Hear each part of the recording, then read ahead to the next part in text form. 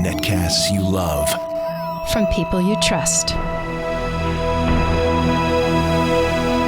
This is Twit.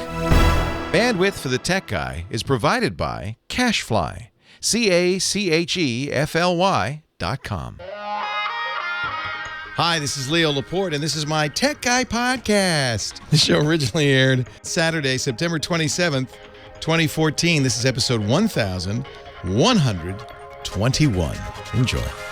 The Tech Guy podcast is brought to you by Gazelle, the fast and simple way to sell your used gadgets. Find out what your used iPhone, iPad, or other Apple products are worth at gazelle.com. And by Citrix ShareFile. Enhance your workflow. Send files of almost any size easily and securely with Citrix ShareFile.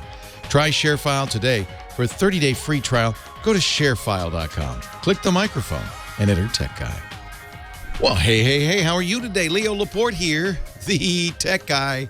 Time to talk about computers, the internet, cell phones, home theater, and all that jazz. Our home theater guru, Scott Wilkinson, joins us in half an hour. 8888 Ask Leo is the number. 888-827-5536. Toll free. I said that like a robot. Let me give you some inflection. 888-827-5536. Did you get that? Toll free from anywhere in the U.S. or Canada. You can also visit our website, techguylabs.com, and we've got the phone number there. Also a link to our fine chat room. And all the information from every show. It's all kind of incorporated there, so you don't have to remember it or write it down while you're driving. You can, this, in the interest of safety on the highways, we put this all up for you at no charge, no obligation. No salesman will call you. Need not give us your email address. techguylabs.com. So, what a bad week for Apple. Oh my. Well, I guess, is it a bad week in which you announced you sold 10 million phones in 3 days? I shouldn't be. And yet, so there's something bad that happened for real and something bad that happened not so bad, that didn't really happen. So the thing that really happened that was bad is they put out an update to the iPhone. I think was it on Monday or Tuesday? Very early. Because they had problems with the software. This is not at all unusual on a brand new phone. Apple had introduced a lot of new features on this phone, including a new version of its operating system, iOS 8. This is the software that's always running on the phone. You know, the apps are separate. That's other people, but they're, well, and I guess Apple has its own apps. In fact, one of the apps that they put on there, their health app, actually, there is no app, is there? I can't remember now. They have this feature, this tool called Health Kit that will allow third-party companies to make health devices that will then be recorded on your iPhone and stored so that it can be shared with your doctor or your, best friend or whoever it is you want to plague with your illnesses. And this wasn't working on the day the iPhone came out. So they put out an update and fixed a few other things. 8.0.1. That means that 0.0.1 means this is a little teeny itty bitty update. A medium update would be 8.1. A big update would be 9. So the big ordinal number is a new version, and then the little decimal numbers after that, those designate lesser updates. And you can't get lesser. I don't think anybody's put an 8.0.0.01 out. 8.0.1, that's about as diminutive as you can get.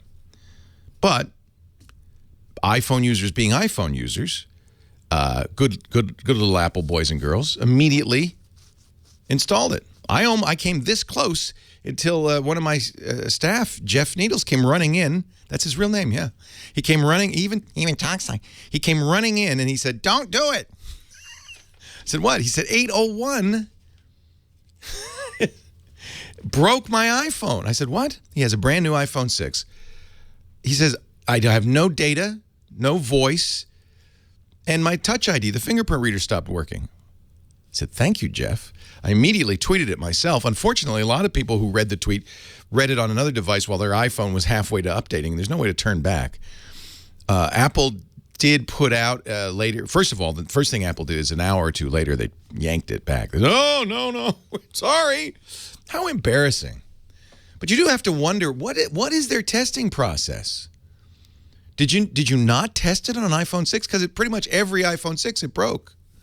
It's like, wouldn't you kind of notice that? Hey, hey boss, we got this new phone. It doesn't work on it. Wouldn't you? You think you'd have noticed that? Okay. Anyway, they pulled it off, and they have a new one, 802, that came out. I would reiterate my advice now, and this is a hard thing to do. I understand, especially you're excited, you got a new phone, you want to keep it up to date. Everybody wants to do updates, and I'm one of the worst. As I said, I was about to do it, but really the best advice is just hold your horses, wait a little bit. If you can wait a day or two, do. Because if there is a problem, you'll know about it pretty quickly, and a lot of people would have been saved a lot of heartache had they just waited. What you had to do is restore a System 8. There's a tricky way to do it. You had to download a file. It wasn't easy. And more than a few people were left for many hours without a phone, basically. The new one appears to be okay. It's been out for a day now. It's 2 days. It's been out for a little while. 8.0.2 seems to be okay. Just wait. Just wait. I'm stunned that they didn't discover that one. Now, there's another problem, and I feel this is where I feel bad for Apple. That people have been talking about the bend gate. The iPhone bends. And the implication is it bends easily. You just put it in your pocket, and you look at it funny, it's going to bend. Apple has really had to do PR, a lot of PR on this. They invited The Verge into their super secret bending facility. They do. They have a torture test lab in which they try bending the phone. But then the thing that really I hope helped is Consumer Reports came out with their own tests, and they showed that the iPhone was far from the most bendy. In fact, the phone I love and have loved for the last 6 months, the HTC One, the new M8, much more bendy, apparently. Nobody complained about it bending. The plastic phones like the Galaxy Note 3, not so bendy. Big, but not bendy. A big phone, of course, you could put more leverage on it. All phones can be broken if sufficient pressure is put on it. Consumer Reports said 75 pounds of pressure need to be applied to the 6 Plus. They actually said the 6, the little one, was even more bendy, but neither were unusually so, and they weren't the most bendy. And so really this whole Bendgate, despite the fact that everybody's taken such glee in spreading this news, is basically bogus. I'm not saying it didn't happen to some people. I've seen some bent phones, and I've even seen people bend phones on YouTube videos. But of course, you can apply 75 pounds of pressure, unless you're pretty weak. And of course, you can bend a phone if you really set your mind to it. Is that a failing, a flaw? No. Apple has also said that they will replace bent phones. That's not official. I should take that back. It's not. Apple has not said anything about that, but my understanding from several genii in the Apple stores is they've been pretty willing to replace bent phones. Do not fear the bendy phone. And I feel bad because I feel like this was an example of Apple taking a PR hit that they didn't need to take. Antenna gate, that's different. That was different. The iPhone 4 really had antenna problems. So a good week, mostly a bad week for Apple. But this, you know what? The iPhone 6 still a beautiful phone, a work of art. The 6 Plus, if you like clown shoes, you're gonna love. or your Shaquille O'Neal, and they have a 12-inch wingspan. You're gonna love the iPhone 6 Plus. But two very nice phones, and don't worry about them bending. Take normal precautions. All of smartphones, they're very fragile. It's a big pane of glass. As my friend Steve Martin said of the iPhone 4, they made it out of glass and slippery. These are easily tumbled from your hand. So take precautions. I gave my daughter her new iPhone 6. Yeah, I got her an iPhone 6, but I made sure it was in an OtterBox. It breaks my heart. I mean, this thing is a jewel, a slender little jewel, and I've basically wrapped it in a tank. But it's safe. And she was really worried about dropping it. And, these things are fragile. All right. So have you bent your phone? 8888 ask Leo's the number. 888-827-5536, website techguylabs.com.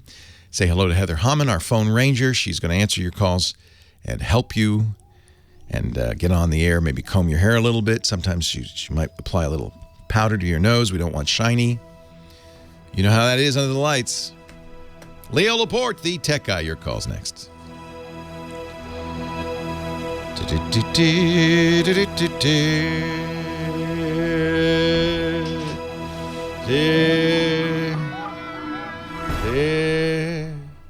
So, Heaths, I'm going to write... Oh, wait a minute. Is the hotline number on here? Oh, I have it. Do you need it? Is that it? Yeah. Is that the one I should give out? Not on the air. To no one. Well, to one person. Yeah. Yes. Because he said he might want to everyone. I said, I'll just give you a hotline number. It's your special number. If you ever have a question. He said, well, I don't want to get in people. I said, I think people would like to hear from you. And I told him that if you have any other friends who are Grammy or Oscar winners, they must have a statuette. You can give them this number as well. Wait a minute. Who's going to call me? I'm so excited now. Kind of wet my pants a little. Is it Steve Martin? Shh. Super secret. You know who else? Okay. I don't like to name drop. Yes, I do. But I'm trying not to really hard. Okay, but it wasn't just Steve Martin. So, you know, he's doing the musical in San Diego, which is going to Broadway, by the way. It's awesome.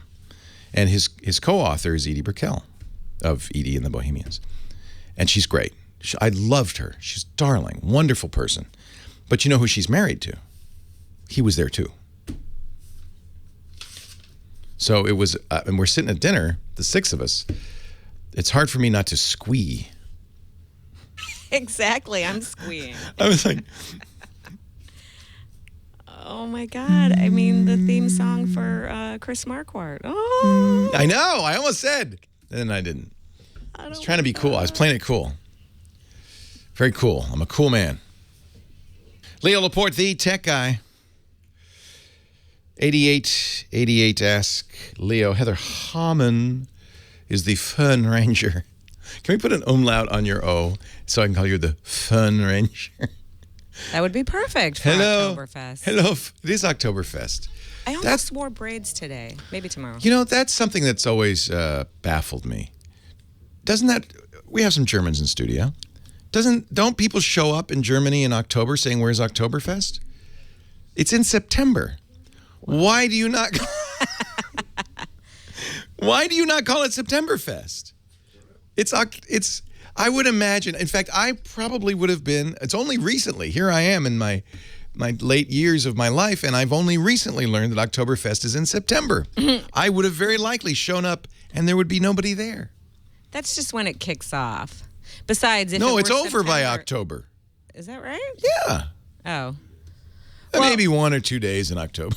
They knew that in the future, Americans would want to use it as a marketing tool so they could say, Rocktoberfest. Rocktober! So they granted us that marketing opportunity.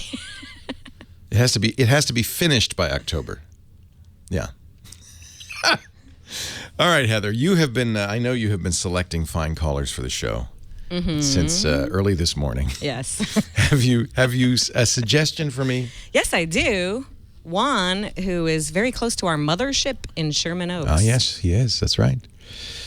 Juan is the loneliest caller. Hi, Juan. Leo Laporte, the tech guy. Hi, Juan. Hi, Leo.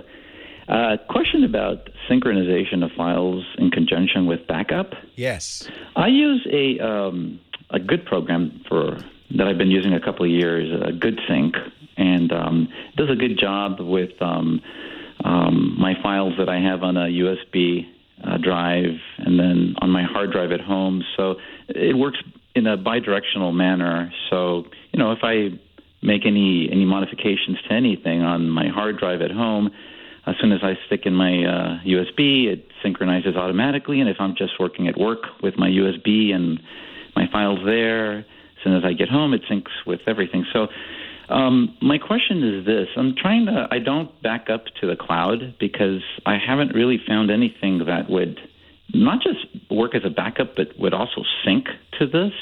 Right. Do you have any suggestions? Yes, I do. And syncing is hard because syncing can mean different things. I mean, a true synchronization is probably not what you want, because a true synchronization would delete files on the copy whenever you deleted files on the original, right?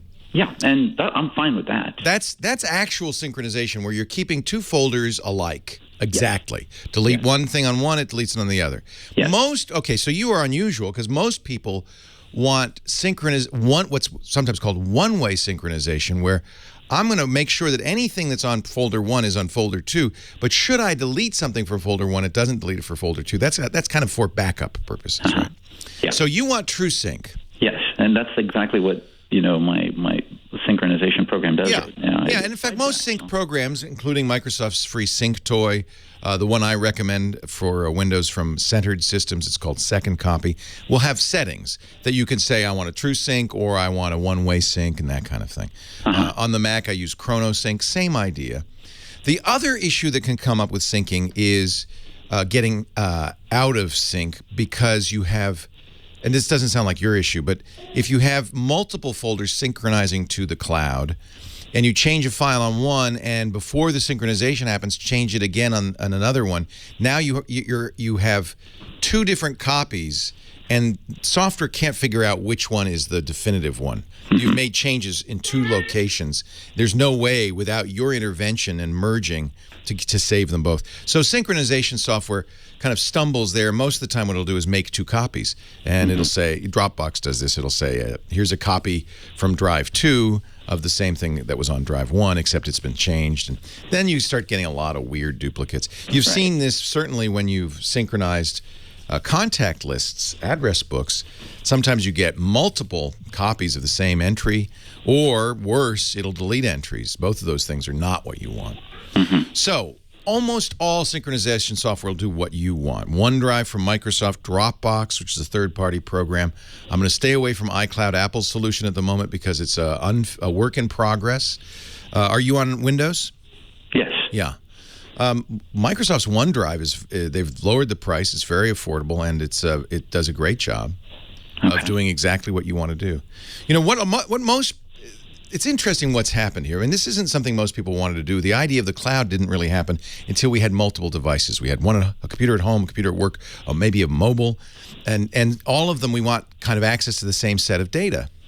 And then suddenly the cloud makes a lot of sense, because you have a central storage point that is the definitive copy of whatever you're working on, that is then synchronized to these other small devices. Changes are uploaded, updated files are downloaded. And that's what the cloud is for. That's the whole point of the cloud. As I said, it can sometimes not work right because of problems inherent in this, but OneDrive does a great job. So if I understood correctly, then if on OneDrive, let's say I were to access, from any computer, I were to access a file, a Word file, and if I access that and I made a modification to it, it would change the OneDrive, and then would be different. In fact, if you get the new Microsoft Office, that's the default behavior. Oh, okay. Your files actually are stored in the cloud. And the problem, again, is if you store locally and update it to the cloud, and then by chance you've done that in two different locations, then it gets confusing. Okay. There are other choices. There's Spider Oak, which let's say you don't trust Microsoft, you don't want to trust a big company, and some people read the terms of service at OneDrive and get a little panicked by it. I think they're completely normal, but some people, being of a paranoid mindset, might worry that Microsoft somehow wants to steal your work and sell it on the free market. I don't think they do. You might want to try something like Spider Oak, which is what we call Trust No One. It's encrypted, and only you know the keys, so Spider Oak doesn't have access to your data. No one does except you. Okay. All right? Thank you so much. Yeah, there are lots of good choices out there. This is a very crowded space because you are not alone. Everybody wants to do this. This is the thing to do. And, the real pitfalls are data loss because the synchronization doesn't work as expected. It's doing what it thinks is the right thing to do, but you didn't realize that when you delete a file locally, it's also going to delete on the cloud. Make sure you turn that off if you don't want it. Storage costs have tumbled dramatically. Another good choice is Google's Google Drive. It does a great job. There are user interface differences. For instance, some of these, like Dropbox, you can't just name arbitrary folders and say that's a Dropbox folder. That's what I would like to say. I want this folder, and this folder, any arbitrary folder on my hard drive to be synchronized.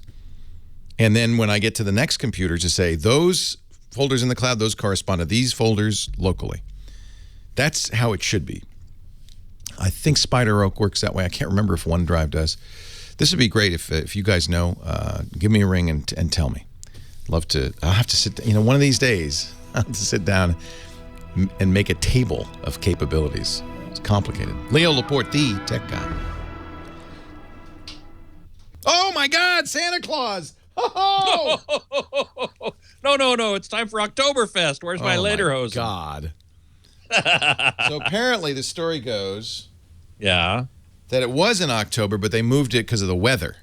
Correct. She was chilly. That's right. They wanted people to be able to stay out late and drink. In shorts. Have you been to Oktoberfest? Not in Germany. Well, in Germany is Oktoberfest. Anywhere else, it's a Folktoberfest. Folktoberfest. Yes. Yeah, I have a couple here on their honeymoon from Mannheim. Oh, congratulations! Yeah. Isn't that nice? So it's fantastic. So sweet. And they like to lie abed of a Sunday morning and watch the tech guy on YouTube. Well, I can't think of a more romantic thing to do. That's what I said. That's so romantic. That's so sweet. I love it when honeymoon couples come here. That is just great. How often does that happen? Yeah, all the time. Yeah? Well, and I always say to the spouse, I don't want to be sexist. It could be the husband, not the wife. I always say to the spouse, well, at least you understand you married a geek, and you're in for this for the rest of your life now. Right. That's why I call it the spousal acceptance factor, not the wife acceptance factor. Acceptance. And Shana Tova. Lashana Tova. Shana indeed. Tova. Good. Did you do good anything for New Year's? You're not Jewish, so this whole thing is silly. I count myself an honorary Jew. Yeah, the Wilkins. Yeah, we're the Wilkinsons of Haifa. Yes, exactly. The Wilkinson tribe. No. Both the women I married were Jewish. Okay. Okay. I am a member of a Jewish community. I'm not a converted Jew, but I do blow the shofar. You're not observant, but you blow a horn. I do. That's all that counts. Sure, in God's eyes, you count. Indeed. Yeah. So I did blow the shofar. I'm not Jewish, but I love holiday. the food. Does that count? Absolutely, that counts. Yeah. I do too. I love going to Passover Seder. Oh, Seders are my favorite. They're so fun. Heather Hamann, what are you making that face for? Isn't that the one where they give you like a couple cranberries or something? Are you thinking of the Charosis or what? Or Passover? Yeah, they pass Seder. over You don't pass over food. No, you eat all sorts of good food. That's right. Now you have to wait a while. Yom Kippur is when you don't eat a cracker. And That's you go, right. I'm sorry. That's right. Yom Kippur, which is coming right up. It's next week. Okay, here we go. What do you want to talk about? Oh, laser projectors. Lasers. Leo Laporte, the tech guy. Scott Wilkinson, the home theatrical guy. He's here to talk about your home theatricals. That's right. Yes. So we've talked before about different forms of television. You've got your LCD TVs. Sometimes they're called LEDs because of the backlight is now LED on most of them. Yeah, and I find that a bit misleading. But yeah. Hey, well, misleading what? The TV industry? No. We've talked about plasma, which are kind of sadly on their way out, even though you and I like them quite a bit. Mm-hmm. We've talked about failed technologies like SED, which everybody raved about until they realized we can't really make them. Whoopsies. Now, OLED, which in fact they can make and starting to appear as the best quality TVs out there. Those are all what we call direct view television sets. They also have projection TV sets, whether rear or movie theater style from in front. And those often use LCD technologies, but they may also use something called DLP. Nobody makes direct view DLP anymore, do they? Well, no one ever did. They were always not a rear direct projection, right? Yeah. It was either rear or front projection. Right, yeah, it's DLP is a tiny little chip with tiny little microscopic mirrors on it, millions of them. And that's how DLP projectors work. And you can still buy front projectors that use DLP technology. Oh yeah. Absolutely. Most front projectors now are using LCD. LCD or what's called LCOS, liquid crystal on silicon. Right. Which is a kind of an LCD. But everything's better with lasers. And so they now actually have, and people have been asking me about these, and I'm glad you want to talk about it, laser projection TVs. How are these different? What are are there actual lasers involved? There are actual lasers involved. Basically, lasers are being used instead of a lamp in most projectors. And let's talk mostly about front projectors because rear projection television is gone. Nobody's making them anymore. Mm-hmm. You can put a projector behind a special type of screen and still have essentially a rear projector, but it's a custom job. Uh-huh. But for most people, it's a front projector. It's a theater style thing where you put it in your room and you project it on a screen, and you have to have kind of a dark room. Now, mostly those projectors use a white light lamp, typically UHP, ultra high pressure lamp, that gives you maybe 1,000, maybe 2,000 hours of useful life, and then you've got to replace it. And that white light is split into red, green, and blue in a couple of different ways. But more recently, people have been thinking, how can we put lasers in there to illuminate the imaging chip, whether it be LCD or LCOS? Typically, it won't be LCD. It'll be LCOS or DLP. And at CEDIA this year, we actually saw quite a few of them. It was amazing. Epson was the biggest news. They brought out a laser illuminated projector using a variation of LCOS technology in the under $8,000 range. Now that's still a lot of money. I certainly admit that, but it breaks a certain price barrier. Sony had a laser projector in its booth as well at CEDIA, which was $50,000. Wow.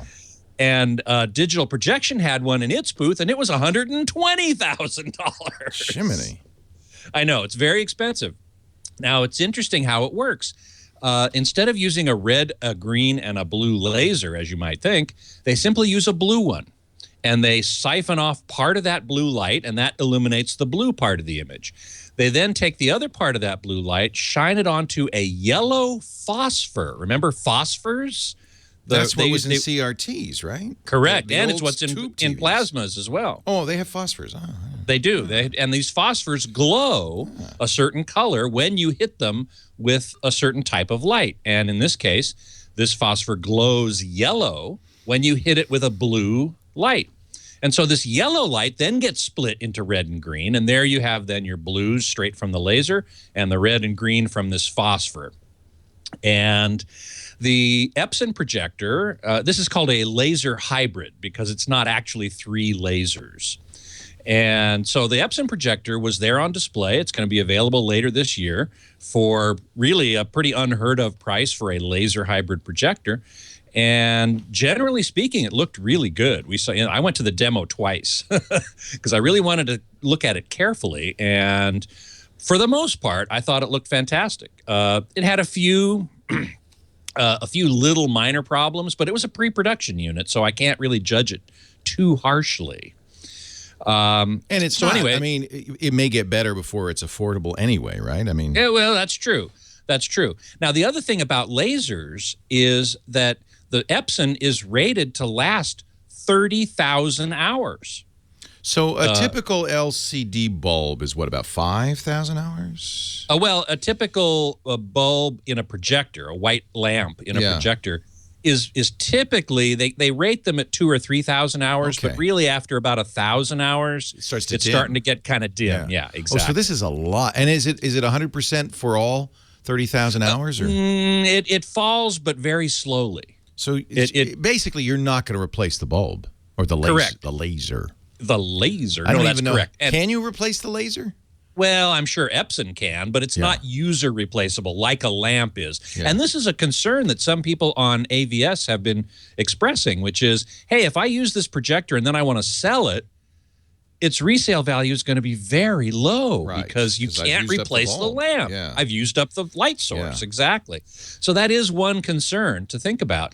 But and that 30,000 hours is in what's called eco mode. So it's low power to the laser. If you crank that laser up to its high power mode, you're going to get less. Do they use these in movie theaters? Is this a movie theater technology? Not yet. They're working on it. They're working on it really hard. Christie, Barco, and NEC are all really working on this to bring lasers into the commercial cinema, because there are lots of advantages there. Are they brighter? They can be. Yes, they can be. I don't know why. Laser sounds bright. Well, plus the fact that with a laser projector, you can actually stack a bunch of laser modules together to get as much light as you want. Oh. You can use 1 or 2 or 3. They can be ganged together. Oh. Plus, they can be segregated into some room far away and piped. The light can be piped by fiber optics into the projection room. So it keeps the projection room a lot cooler. And there's a lot of electronics in there now too. Movies come off of hard disks now, not off of film, for the most part. Right. And so keeping that that projection room cool is kind of a cool thing, so to speak. But there's another problem called speckle. If you shine a laser onto a screen, you might have seen this if you have a laser pointer and you just point it around at something and it reflects off a surface, you'll see kind of a speckly effect. And that's kind of distracting, and they're working very hard on ways to not make that happen, to remove that effect. So that's one of the problems that we're seeing in commercial cinemas. IMAX is going to laser, most certainly. Christie is going to laser. They provide projectors. They have over 45,000 digital projectors in the field right now. And they're all working on it. All the big companies are working on laser projectors, and now it's coming home. Not only are there laser projectors, but at CEDIA we also saw LED projectors, in particular one from an Italian company called Sim2, and it was fantastic. So now, people listen to this and they go, oh, this is way out of my price range, but the point is these are coming and they'll drop over time. Scott Wilkinson, home theater geek, thank you for joining us. Leo Laporte, the tech guy.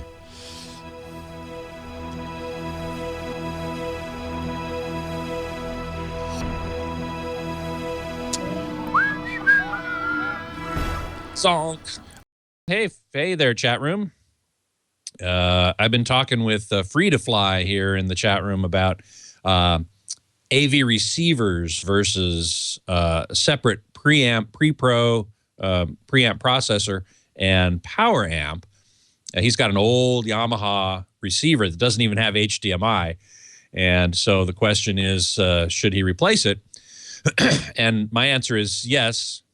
He also asked if he should replace the speakers, but they're Klipsch. They're really nice Klipsch speakers, so I say no, if he likes the sound of them, which apparently he does. So replacing the receiver would be more important, and replacing it with separate power amp and preamp processor, I think is a good way to go these days especially because formats are changing. We've got Dolby Atmos coming, we've got 4K coming, and everything around those, well, Dolby Atmos is pretty well settled. 4K isn't quite yet.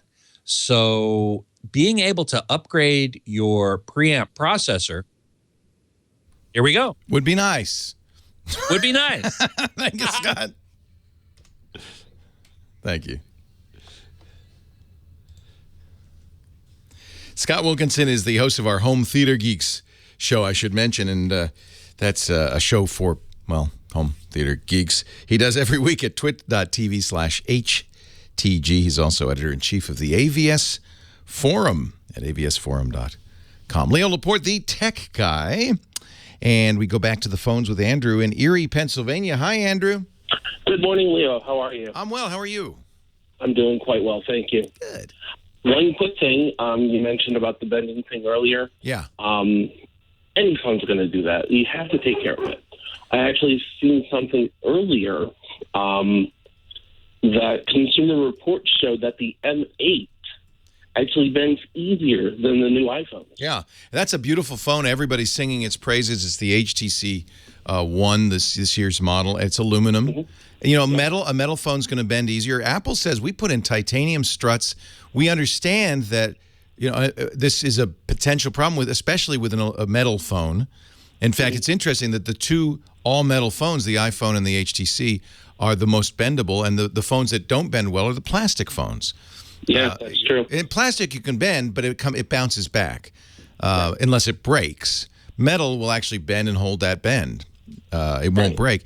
Look, materials science is fascinating, and there are trade-offs always. We know that glass, for instance, can be made much harder so it doesn't scratch, but the harder it is, the more brittle it is, and the more easily it shatters.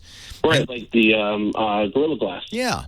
So there's all these trade-offs. You can make a phone front plastic, the glass part, the touch part plastic, but then it scratches easily like plastic eyeglasses. And so you have to make these trade-offs. A metal case actually has a lot of trade-offs. You don't see a lot of metal phones, but people like metal because it feels nice in the hand. The problem is, of course, antennas don't work well through metal, and there's this bendability issue. So using what Samsung and Motorola and others have done is started to use metal trim, but continue to have plastic backs. Actually, my Motorola has a leather back. No, I don't know what the tensile strength or the bendability of leather is. I presume there's plastic underneath that. But it's just like this new phone that I got. This is the blue Vivo 4. Oh, you got the blue. I did. This is a Windows phone. Am I right? No, not this one. This is not the one HD. This is the Vivo 4. Okay, so they make Android. They make Android as well as Windows phones. Okay. Right. It came with 4.2 Jelly Bean. I upgraded to 4.4, and the thing runs great. Has an 8-core, 1.7 gigahertz processor, 2 gigabytes of RAM, 16 gigs stored on board, but no SD card. But I'm okay with that. So blue is not. People don't see it much in the States. Right. They mostly sell phones internationally, and particularly in developing world. Now, Blue themselves, I guess they're kind of an affiliate of an Indian company, but Blue themselves are based in Miami. Oh, I didn't know that. Yeah. So the Vivo, how do you like it? I love it. This thing absolutely screams. It's a good size. Very, very It's 4.8 inches, and I'm really convinced that that's the right size for phones. Well, the one I have, the Vivo 4, is actually about 5 inches. Okay, a little bigger. All right.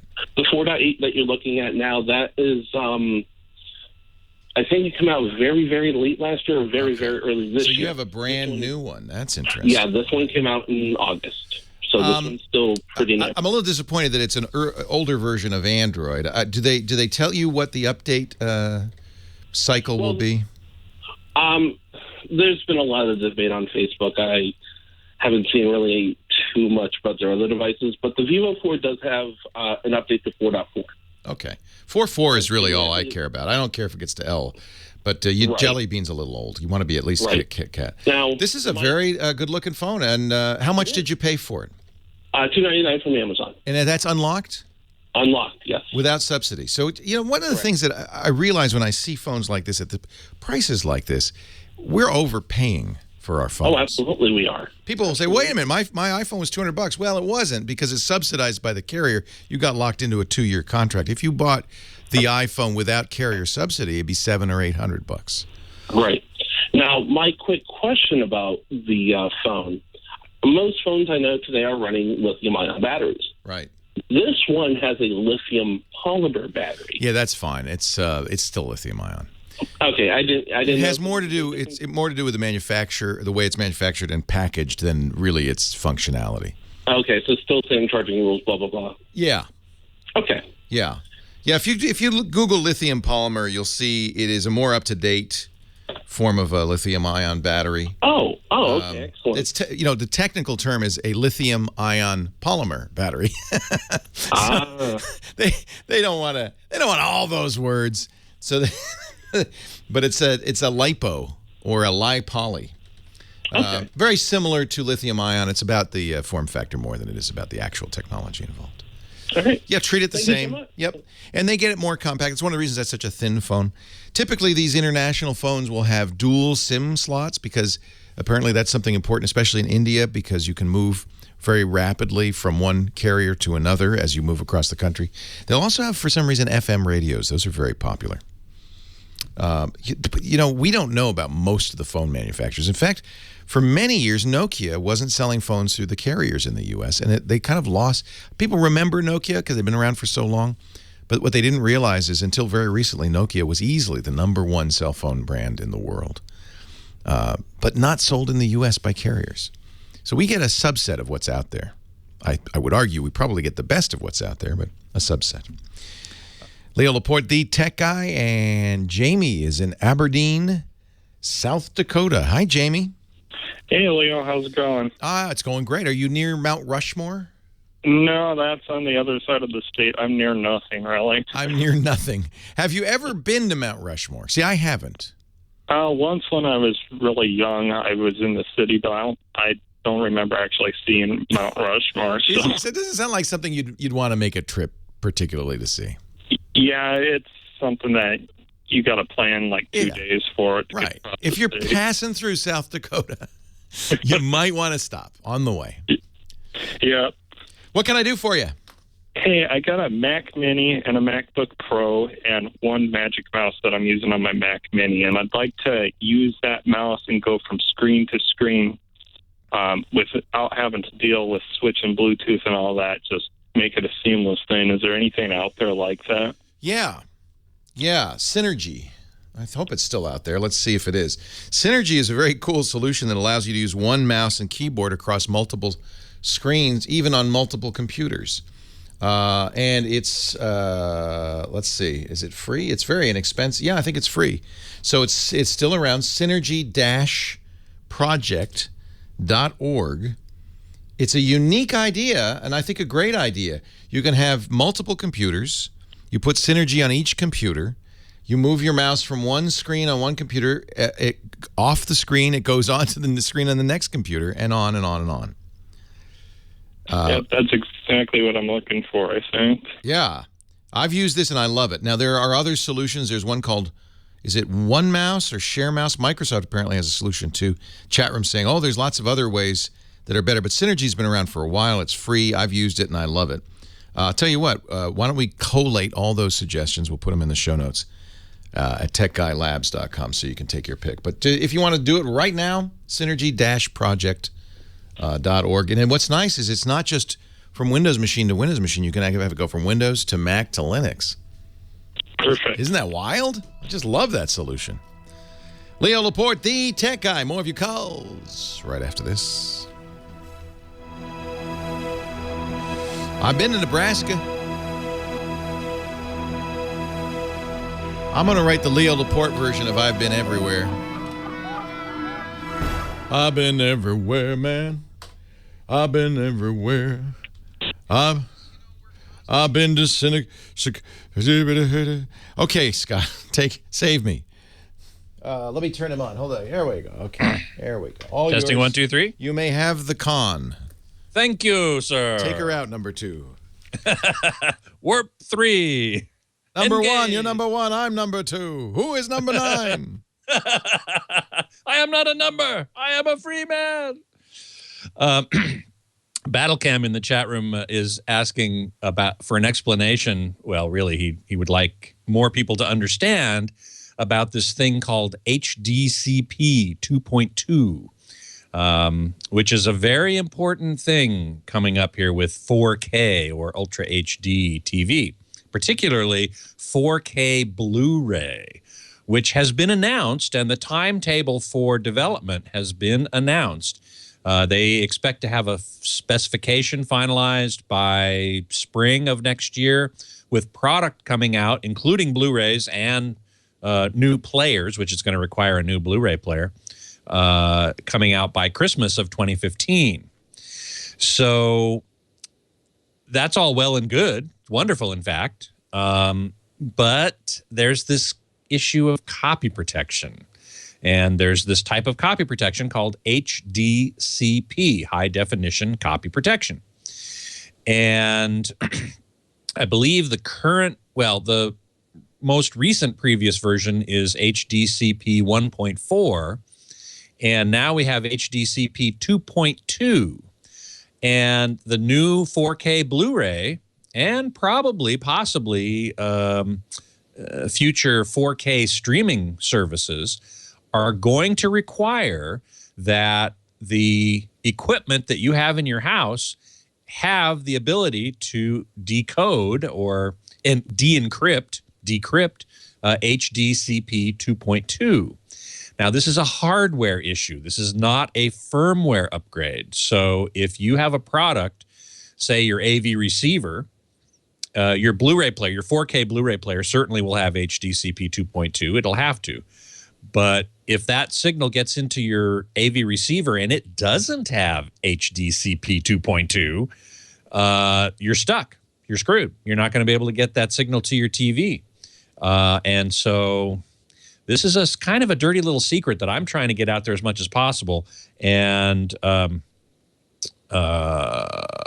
guy in the chat room, Battlecam, who suggested I explain it is right on, because you really do need to understand that that is a requirement for the brave new world of 4K and Ultra HD.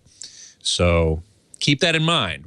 All the products that we're looking at now, that's one of the primary questions we ask. Any product that has anything to do with 4K is, does it have HDCP 2.2? Which is, again, as I say, is a hardware thing. It cannot be implemented in software on existing hardware. It has to have this hardware in it, which I'm sure has to do with the decryption and the hardware keys and so on. The studios are completely paranoid about people stealing their stuff. And I know that Leo rails against that. I'm of somewhat more mixed mind about it. I mean, I understand the need to protect intellectual property, because if you don't, then there won't be any more intellectual property. On the other hand, the lengths to which the studios go seem kind of draconian to me as well. So it's a tricky situation. So hey, Robert Bigelow says that I recommended a Samsung HD TV and it was one of the best AV purchases he ever made. Yay! I'm so glad to hear that. I always like it when my recommendations are well received. C is asking if I've upgraded my camera. No, I haven't. It's the same camera I've now been using most of this year, actually. It's the Logitech C920 1080p camera. My colleague at AVS, Mark Henninger, also just recently got a C920, and he will be on the podcast, which we're pre-recording today at about 4 o'clock, roughly. Because I'm not available next Thursday. I will be in deep preparation for the end of the Jewish high holidays. It's the beginning of Yom Kippur, which has its own name. It's called Kol Nidra. And my wife and I are the musical directors of that program, and we have an audience typically of about 300. And we write all the music and conduct a choir and an instrumental ensemble, and I blow the shofar, and it's a big, big deal. So probably what's one of my biggest projects of the year. So that Thursday, I need to be setting up the sound system for the next night, Friday night, which is when Kol Nidra is. Web8248 asks, have I tested the 50-inch $900 Vizio 4K TV? You're talking about the P series. I haven't. Mark Henninger just went to the press event that launched the P series just this past week, and he wrote about it on AVS Forum. So be sure to go to avsforum.com, and on the homepage there, I'm sure it's still there, his write-up of the P series launch event. Now, interestingly, the P series actually has already been released, and some AVS Forum members already have one. They bought it already. So they're ahead of the game, and they're certainly ahead of me. I haven't had a chance to test one yet myself. So from what Mark seems to have seen at the launch event, he was pretty impressed. But of course, it was a manufacturer promotional event. So, you have to take it with a grain of salt. And he did when he wrote it up. So but definitely check it out on AVS Forum. Table asks, do I see H.265 coming to cable or satellite companies anytime soon? Depends on what you mean by soon. H.265 is the latest encoding or compression algorithm for video, especially 4K video. It supersedes H.264, which is the current codec, if you will, decoder, that is being used for high definition primarily.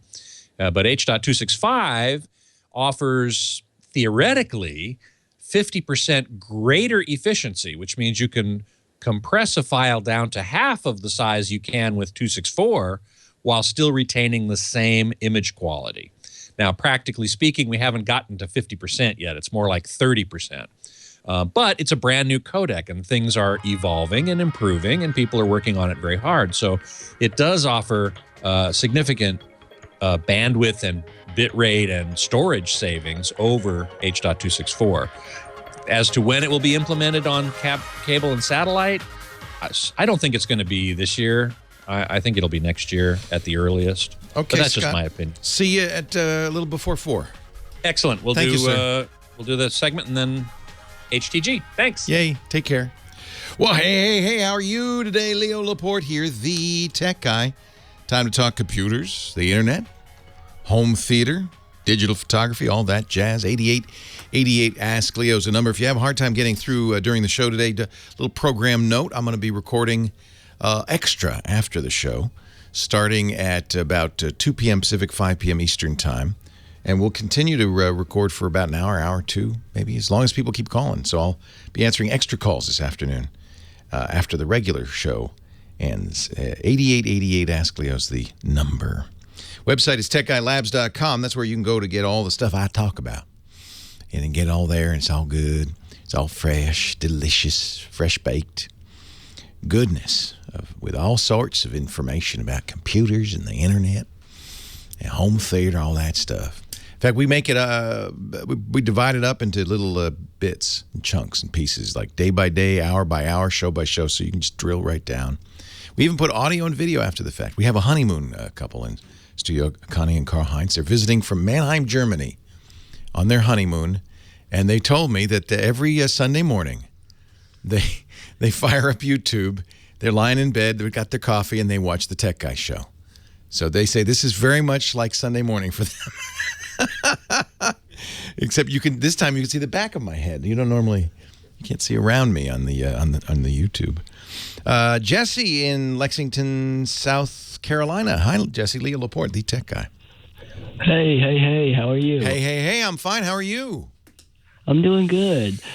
I was just looking around at some phones on my carrier, and I noticed that they were advertising the iPhone 6 Plus, which has that bend gate, which I thought was funny because it reminded me of the LG G Flex. Yeah, but it's not. The G Flex is curved on purpose. Don't worry. The iPhone 6 does not bend. I really feel bad. This was that was hilarious. Yeah, this is an example of the power of the internet to confuse, bewilder, and misrepresent. And it's a few people, maybe they sat on it, but any phone can be bent. It is not more bendable than other phones. In fact, Consumer Reports, I praise them for really saying, well, let's see. They have a bendy machine. They have a machine that can put torsion and pressure and on phones. They tried a bunch of different phones, and in fact, while the iPhone 6, especially because it's big, is bendable, it's not the most bendable phone on the market. Phones, when they get this thin and this big, they're bendable. Ironically, they said it was easier to bend the 6 than the 6 Plus. Huh. So remember, when you sell 10 million of anything, you're going to have some people who are going to mistreat it. And that person could very well make a YouTube video of them bending it. But it's not going to happen in day-to-day use. I don't think it's something you have to worry about. Yeah. Well, I was also hearing a friend of mine talk about Android versus iPhone. And in my honest opinion, iPhone seems to be getting closer to Android. And I was wondering what your thoughts were. Yeah, I agree. When I got the iPhone 6 last week, in fact, I came on this show and I said, folks, it's a tie now. There is, certainly there's some things the iPhone does better. There's some things Android does better. But you can't say definitively one is better than the other. That's what I was thinking. Yeah, I think and this is good news. It's bad news for people on Team Android or Team iPhone because they want their team to win. But for the rest of us, for normal users, it's very good news because it means we can choose based on a variety of things, not just I have to be on this team, but this is the carrier I need, this is the screen size I need, these are the features I want. If you want a great camera, the iPhone is a great choice, but there are wonderful cameras on the Android side. There are some things Android still does better. A lot of the things Apple did in the new iPhone are catch-up to stuff Android has been able to do all along. On the other hand, there's no better fingerprint reader. The iPhone fingerprint reader is amazing, and I think Touch to Pay on the iPhone is going to be a very good experience. It's something that we've been, that Android, Google particularly, has been trying to get people to do for years, and it's been very limited. Starbucks and McDonald's. And very few people, very, very rarely people see people using it. But once Apple does it, it gives it some momentum. And so that's a good thing. All of this is good. Your team is going to do fine, whatever team you're on. And it's not a team sport. Yep. Sorry, personally for me, I have an LG G2, and the phone's great. It's more open for me and my tastes. The camera's great. Yeah. I just hope we get more options because, when you look at the iPhone, it's like $600 or $700 unlocked, and then again, you can go on Android and get it unlocked and choose your carrier. Yeah, I think that is true. And Apple, Apple has decided, and I think this was a very smart move, that their position going forward, their positioning in their marketing and their ads and the way they talk about their stuff is going to be all about privacy and security. Now, some might say, well, that's a little ironic given that all the celebrities whose naked pictures were released to public were using iPhones. But Apple, I believe, really does make a very strong effort to protect your privacy. As Tim Cook, the CEO of Apple, has said, we make money selling phones. Other companies make money selling your information. He's pointing, of course, at Google. Google makes most of its money from advertising. And the advertising that they do, they try to customize based on your interests, which means they are interested in what you surf, where you go, what you do, because they'll use that to improve their advertising. I don't think that's a big problem. But if you're concerned about privacy, Apple wants to hold out an alternative. They also announced, and law enforcement's furious about this, that they will no longer decrypt iPhones. For a long time, there's been a kind of well-known secret in the law enforcement community and among the hardcore tech community that if you have a phone, if you're law enforcement, you got a phone and it's locked, you can fill out a form on Apple's website and send them the phone and they will decrypt it for you. It takes a long time, it takes months sometimes. But they will give you the information that's on that phone if you've got a warrant and you're a law enforcement. They have announced that going forward, starting with the iPhone 6 and iOS 8, they can't do that anymore. They say, the way we're encrypting now, we don't have an ability to decrypt. So sorry, Android, I'm sure, is moving to do the same thing. And law enforcement's livid. They said, well, this is supporting criminals. Now we don't have this, we're going to arrest somebody. We're not going to be able to get into their phone. And it's your fault, Apple. And I'm saying, bravo, Apple. I'm not, look, thank goodness for law enforcement. We need them. Those guys do and gals do a great job. They're protecting us. But we also have the right to privacy. And I believe that law enforcement has sometimes overstepped its bounds, and there's plenty of ways for them to do their job without breaking into my phone. So I think that this is a good thing, and it's certainly good marketing for Apple. It puts them in a strong position to say, if you care about your privacy, you don't want your information sold for advertising purposes, if you don't want law enforcement to get into your data, we're the company. We're your company. Now they have to fight a little bit against the recent news stories, I admit. But I think going forward, this is a good marketing strategy for them. If I were Google, and they won't do this but if I were Google, I'd say, yeah, no, that's fine. We and they do. They're very upfront. We use your search information. You can opt out, but we use your search information to customize advertising for you. That's how we pay for those free services like Google Mail that we offer you. We fight, and Google does, we fight government requests for information, just as everybody does, to the degree that we're able to. We can't do more than that because, in fact, the government does have the right under the Patriot Act to get this information. So when they come to us with a proper subpoena or warrant or national security letter, we're going to give them that information. And this is how many of those we got. if I were Google, I'd say, hey, look, the stuff we know about you makes it so we can do a better job for you. We know, for instance, that you're flying out of town tomorrow, and when you get near the airport, we're going to pop up your boarding pass. And if you look at your Google Now cards, it's going to tell you that you've got to leave now to get to the airport on time. It's going to show you a map and navigation. It's going to give you information you're interested in. See, it knows where I parked here on my phone because it knows about me. And that's the other side, and that's what I would do if I were Google. Leo Laporte, the tech guy.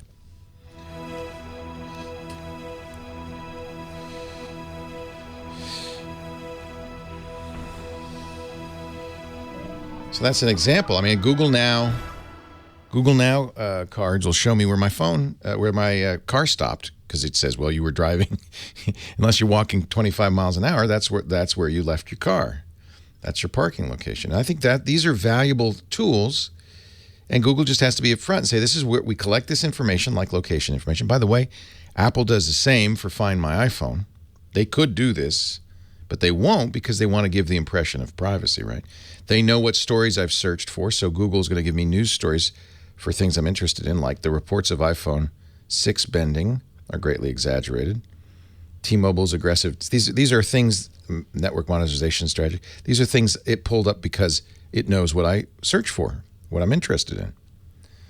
And I think Google should go even farther.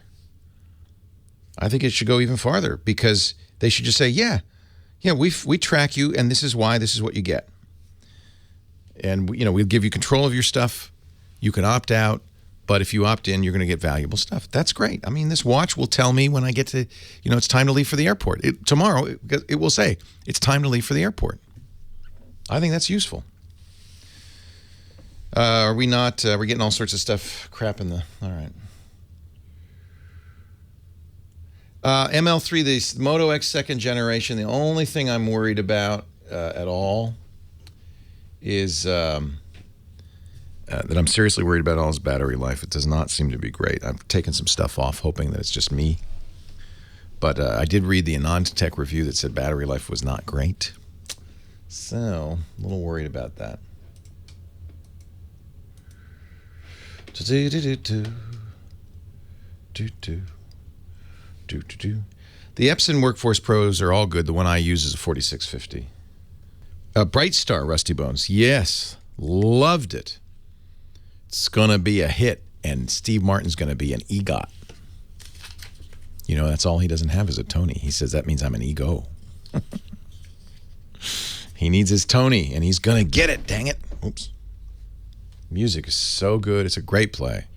Can't talk about it because it's got a twist. Leo Laporte, the tech guy, 8888. Ask Leo, that's the number. If you've got a question, a comment, a suggestion, you want to talk high-tech, I want to talk high-tech with you. Talking to Stephen in L.A., Leo Laporte, the tech guy. Hi, Stephen. Hi, Leo. Boy, you're down to earth on and off the air. Oh, you're listening. That's right, because when you're on hold, you can hear me talk about stuff. I'm like an old-time techer. I've been doing this for years, but I've always wondered. I put in so many of those Intel Extreme boards, and they got these infrared controllers. And I'm wondering, where is the remote that goes with it? Why do you have this? For years, I haven't found them. What remote? Infrared controllers only got one function. Doesn't Intel sell it? No, not that I could find out. If you look at every Extreme motherboard that comes out there that's Intel class, Intel, they all have the infrared built on there. They must be there for a reason. What are they for? Well, I imagine they're for home theater PCs. Infrared is typically used, obviously, for remote controls. And so a home theater PC, you would have to have the specialized software that could read that infrared port. And then, yes, you're right. You'd need to have a remote control. And I think that there are remote controllers that you can use with that infrared port. So you need the hardware of the remote, but you also need the software that knows how to read the port. Right. The driver, of course, you can download and make it work. But I even called them to say, look, you guys have a, it's like Extreme boards are normally gaming PCs, I guess, right? But the thing is, it comes on there, so there must be something that I can attach to it. I just wondered if you or... Well, I'm kind of surprised except I'm not, that Intel doesn't actually sell a remote. But I have to. The other thing I should tell you is that many new phones, this is a feature that many new phones have, contain infrared capability. And so software could be created on the phone to control the motherboard. I would bet. I wonder if there's gaming controllers maybe that would use the infrared, or that would be anything. I mean, you know what else? If you put a TV tuner card in there, Jack Red's got this in the chat room. Many of them come with a remote in the package. In fact, I've always wondered, what am I supposed to do with this? So that TV, so that's probably designed to interface with the infrared receiver on the motherboard, and that would then go to the card, which would then change the channel or turn up the volume or whatever. So I think it's a home theater PC feature. You know, it's cheap. Here's the deal. It's really cheap to build these capabilities in. It adds a checkbox to the spec list, and PC builders then, you know, most of the time Intel motherboards are not sold to end users. They're sold to PC integrators, people who are building computers, who would then presumably take advantage of the infrared port. A lot of phones, the new Samsung phones, the HTC phones, both have infrared, which means you can get remote software on there. Although I have to say I'm less excited about that, because the problem with infrared, it's light, it's invisible light, and most remotes are infrared because they're cheap, but you have to be in line of sight with the controller and the device. So, you know, you've done this with your clicker. You have to aim it at the TV and click it, because there has to be a line of sight and light. Most of the newer solutions, like the Roku and the Apple TV and so forth, have the capability of doing RF-based remotes, or more likely using Wi-Fi. So, for instance, I can control my Apple TV with software on my iPhone or my iPad that doesn't use infrared. It doesn't use RF. It's a Wi-Fi connected device. It controls it that way. I use, for my Xbox One, I have the Smart Glass app that Microsoft puts out for free for all the mobile devices. Same thing. Because the phone is on the same Wi-Fi network as the Xbox One, I can control it with Wi-Fi. I can be in the other room.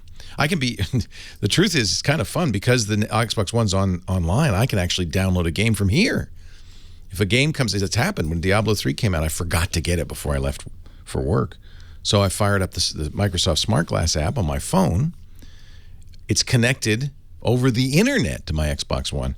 And I said, Xbox One, download, you know, I bought the game. I said, have the Xbox One downloaded. And when I got home, it was ready.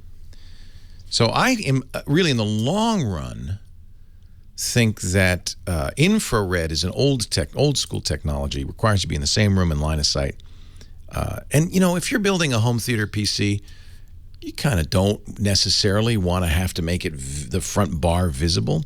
Maybe you'd like to put it in a cabinet somewhere or hide it behind the TV. So having to have line of sight is not so great.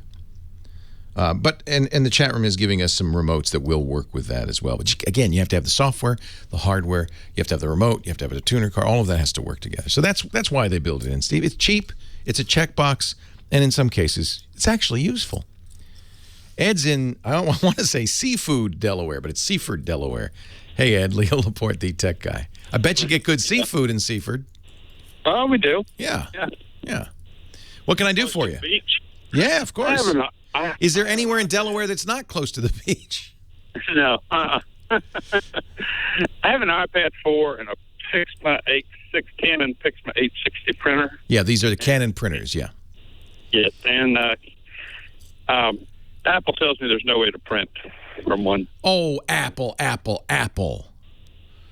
Well, so what Apple's saying is, we have a technology, we call it AirPrint. And in order for AirPrint to work, you have to have an AirPrint capable printer. If those printers aren't, well, Apple's going to say, sorry, Charlie, but in fact, there are ways to make any printer AirPrint capable, but now it's going to require buying some hardware. In other words, and you may also look and see if Canon has software. A lot of companies, before AirPrint came out, this was very common. A lot of companies would make software that would go on your iPad and would interface so that you could print from the iPad. The printer would have to work with the software, etc. So I would go on Apple's store and look for Canon software first. Okay. That would be a free solution. If there is no such thing, or they don't work with the particular printers you have, there is a product. In fact, disclaimer here: they've been an advertiser called Xprint Server. It's at xprintserver.com. It's not cheap. It's $150. But what it's designed to do is take any USB printer and make it an AirPrint printer. So Xprint Server? xprintserver.com. And it would work with both printers. You can have up to 8 printers, I think, something like that, working with it.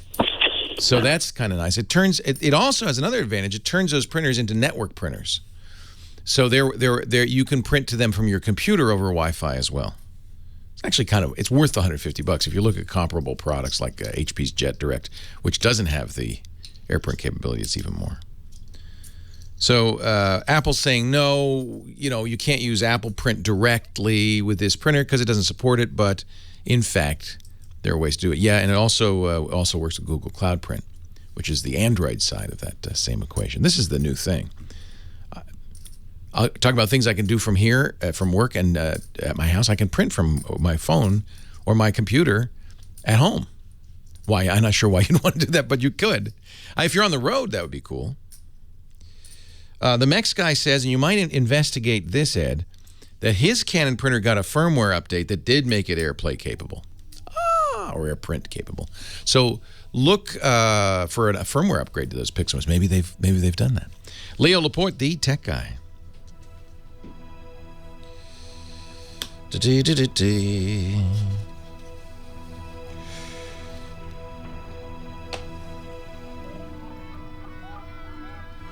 So I know you listen to this show and you hear all this stuff you want to get and buy, and I kind of feel bad about that. I'm kind of sickened a little by our consumer society. What would be ideal is if you could take your existing, if you're ready for a new phone, you could take your existing phone, find it a good home so it doesn't go in the landfill, and maybe even make a little cash out of that existing phone so that you wouldn't have to spend so much out of pocket. It'd be kind of this nice upgrade process where you only kind of pay a little bit to get the newest device. I wish something like that existed in the way. There must be. Oh, there is. And we've even got a lower third for it. It's Gazelle.com. We love Gazelle. Gazelle will even buy your broken iPhone. They want to buy your current iPhone if you want to get the new iPhone. They lock in prices too. So, I think a lot of you probably are on hold for an iPhone. You maybe found out when you ordered it you couldn't get it till Thanksgiving. Well, that's great because you can go right now and get that top dollar for your existing iPhone, lock that price in for 45 days, give you plenty of time to get the new iPhone, transfer the data over, make sure everything's working before you send them the iPhone, the old one, and get the cash. And by the way, they'll even pay the postage. They send you a box when you check out. In fact, that's why I would say pile it on. Find every doo-dah and giz-jazz and any gimcracky thing in your empty your gadget drawer. Go to Gazelle. You can see prices for not just iPhones, but for a variety of cell phones from BlackBerry, HTC. You want to get the new BlackBerry Passport? Sell your old BlackBerry. They'll buy it. The HTC, the LG, the Motorola, Nokia phones, Samsungs. You want to get the new Microsoft Surface Pro 3? They'll buy the Surface Pro 2 from you. Or Google or Samsung tablets. Of course, iPads. Kindles too. Gazelle. Here's how it works. You get the quote. You have 30 days for most items, 45 days for cell phones to pull the trigger. When you do, they'll send you a box with postage on it. You pile it into the box. They turn it around. Their data experts will wipe it if you forgot to. That's nice. You don't have to worry about any personal data leaking out. And then they'll send you a check if you want, or PayPal credit if you're in a hurry, or if you buy on Amazon a lot, to get the Amazon gift card. That's bumped up by 5%, so it's even more valuable. Gazelle.com.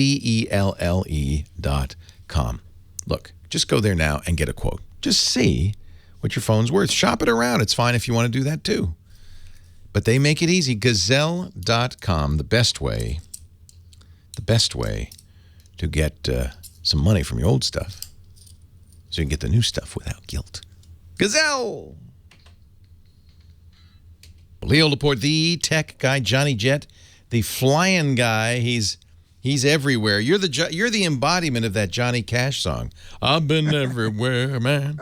He's been everywhere. You've been to every continent? Is that right? No, I've never been to Antarctica. Oh, you and me both. Hey, we should go. Let's go. You and me. We'll go on the Lindblad Explorer or something. Let's go to Antarctica. I would do it with you. All right. We'll talk. And I hear you're going to London tomorrow? Tomorrow, we're getting on the plane tomorrow evening, I guess. Lucky man. So I'm excited. I love London. It's a great town. I haven't been there in like 25 years. Oh, my gosh. So I hear it's changed. I don't know. No, it doesn't ever change. What's your tip? What's your tip for me in London? I got tons of tips, but one thing is that what really irks me is a lot of the stores, especially Harrods, which I'm sure you're going to go to, one of the most famous department stores in the world, is when you pay with a credit card, they know that you're from America, and they say, "Oh, would you like to pay in U.S. dollars or pounds?" And and they pop up the U.S. price, and you're like, "Oh, let's do U.S. dollars." Because I understand. Don't ever do that. Don't ever do that, because they charge you a transaction fee. Right. And they're making money off of that. So always just do it via your credit card. Say always pay in the local currency, and that way you'll save some money. Pay in the local currency, because the credit card's going to charge you anyway for the transaction. Yeah, let the credit card charge you in pounds, because then when they convert it, you get a much better exchange rate when then the store does it. This is a question. Where do you get? So should I exchange? So let's say I want some pounds. Should I exchange? Should I go to an ATM machine and get pounds? Yeah. Right when you land, go to the ATM machine. Don't go to the Global X exchange at the airport. Don't do any of that stuff. Don't ever do that. Go to an ATM machine. And don't ever do it at a hotel. They really get you at a hotel. Yeah. So go to an ATM or pay with your credit card. And make sure your credit card, by the way, has no foreign transaction fees. Some of them do. They can be steep. Of course. So always get one that doesn't.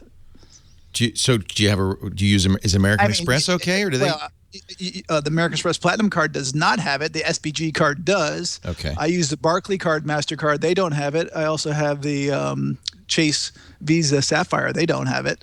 So, this is good to know. And that could be like 3%. Exactly. So I learned that the hard way. Yeah. I'm ready with the data plan. I got a T-Mobile phone. T-Mobile gives you unlimited calls and texts, and I think it's free or cheap. It is free. And then unlimited data, but slowed, like 2G data, but that's enough. Free. Yep. I know. I use it all the time. And also, by the way, call your credit cards and your bank before you leave and let them know that you're going, since you don't travel that often. And so that way they don't put a hold on it and make your life a little miserable. You don't have to do that, do you? Once in a while, they do it to me if I go to some crazy country. But that's good. All right. I'll call ahead, tell the bank, tell the credit card companies, the next 6 days, those charges from London, that's me. And if you take a taxi, by the way, don't pay with a credit card, because they charge you a transaction fee like they do in Vegas. Vegas, they charge, I think, $3 for a taxi by paying by credit card. Oh. Which drives me nuts. I'm going to need some of those British pound notes. Yeah, and but tuppences, tuppences, shillings, farthings, all of that. Well, actually, my website, I have a website and an app for you. And one website actually involves London. It was actually, did you ever see the movie The Holiday with Kate Winslet and Cameron Diaz? Loved that. They did a house exchange. It was such a good movie. Exactly. So it turns out the website they used in the movie is an actual website. And I had dinner with the owner. He lives in Hermosa Beach. And he was telling me all about it. And I was like, this is a great way for people to save. And it only costs $9.99 a month, $9.99 a month. And you can basically travel the world by just exchanging your house and not have to pay for hotels or even rent an apartment. And this guy has this amazing house right near the beach. And he says he swaps with people who has small apartments in New York City and all this stuff. And, they don't pay for hotels anymore. This is awesome. What's the site? It's called homeexchange.com. They have 58,000 members in 150 countries in 15 languages. And it's Johnny Jet certified. Well, no one wants to swap my home, except they might swap my wife. Right now, I'm in Canada. Does it come with Natalie? Yeah, but no, I think we have a nice home in the wine. I think the wine country up here where we are is probably somewhere people would want to go. Do you have to give them your car? No, you don't have to do anything like that. Do anything. In the old days, they used to give you their computers, but now everyone travels with their computers. That's what he was telling me. Now, if Cameron Diaz would like to swap with me, I'll just stay. Show her around, tell her good places to go and eat and stuff like that. That was a great movie. I loved that movie. Yeah. But you have to be open to having someone in your house. And actually, I learned from having dinner with them is that a lot of people have 2 or 3 homes. So they do this with their summer home. Yeah. A lot of times. And a lot of times they wouldn't even take you up on your offer to swap at your house. So they're just like, yeah, come over. Wow. All right. Homeexchange.com. So that's that one. Yeah. Now I got one that you've probably used before, and I haven't since I'm not a wine drinker, but it's called Vivino. Have you heard of it? Love Vivino. Okay. I have the app, yeah. It's over 5 million downloads, so I figured you did. But it's really good for travelers since, a lot of times you might be out somewhere and you're like, I really like that bottle of wine. And when the waiter comes over, you can scan the label and it'll tell you exactly where it is and even where you can get it and all that information. And you can save it. And it was actually started in Copenhagen in 2010. Oh. Yeah, I have it on my phone. I use it, and I also use it to keep track of my wine cellar. The Bartles and James cooler in the basement. That's it. That's what I use. Vivino. Okay, all right, good. So I'm glad that you use it. I figured you did. Yeah. But it's available on iOS, Google Play, Android, and Windows. It's kind of amazing. You could take a photo of a wine label. It's not perfect, but it does pretty well at recognizing the wine and adding it to your database or giving you a recommendation and all of that. It's brilliant. Yeah. Vivino, and it's on Windows Phone. I like to start with Windows Phone because the people go, what? Windows Phone, Android, and, of course, the iPhone, too. And I have one. So I actually got some more tips. I have a daily tips newsletter, which, by the way, I hope some people will sign up for it. JohnnyJet.com. And one of them actually went viral last week, and which I almost didn't even put in because I thought it was so simple. But it was putting your shoe in the safe the night before you leave. What? Or the day before you leave. Your shoe? Yeah, because a lot of people will leave their wallet or their passport in their safe, and they get to the airport like, oh my God. Well, this way, if you put one of your shoes in the safe, you're not going to walk out the door. I would walk out the door with one shoe. I would get to the airport and go, why am I only wearing one shoe? Oh, no.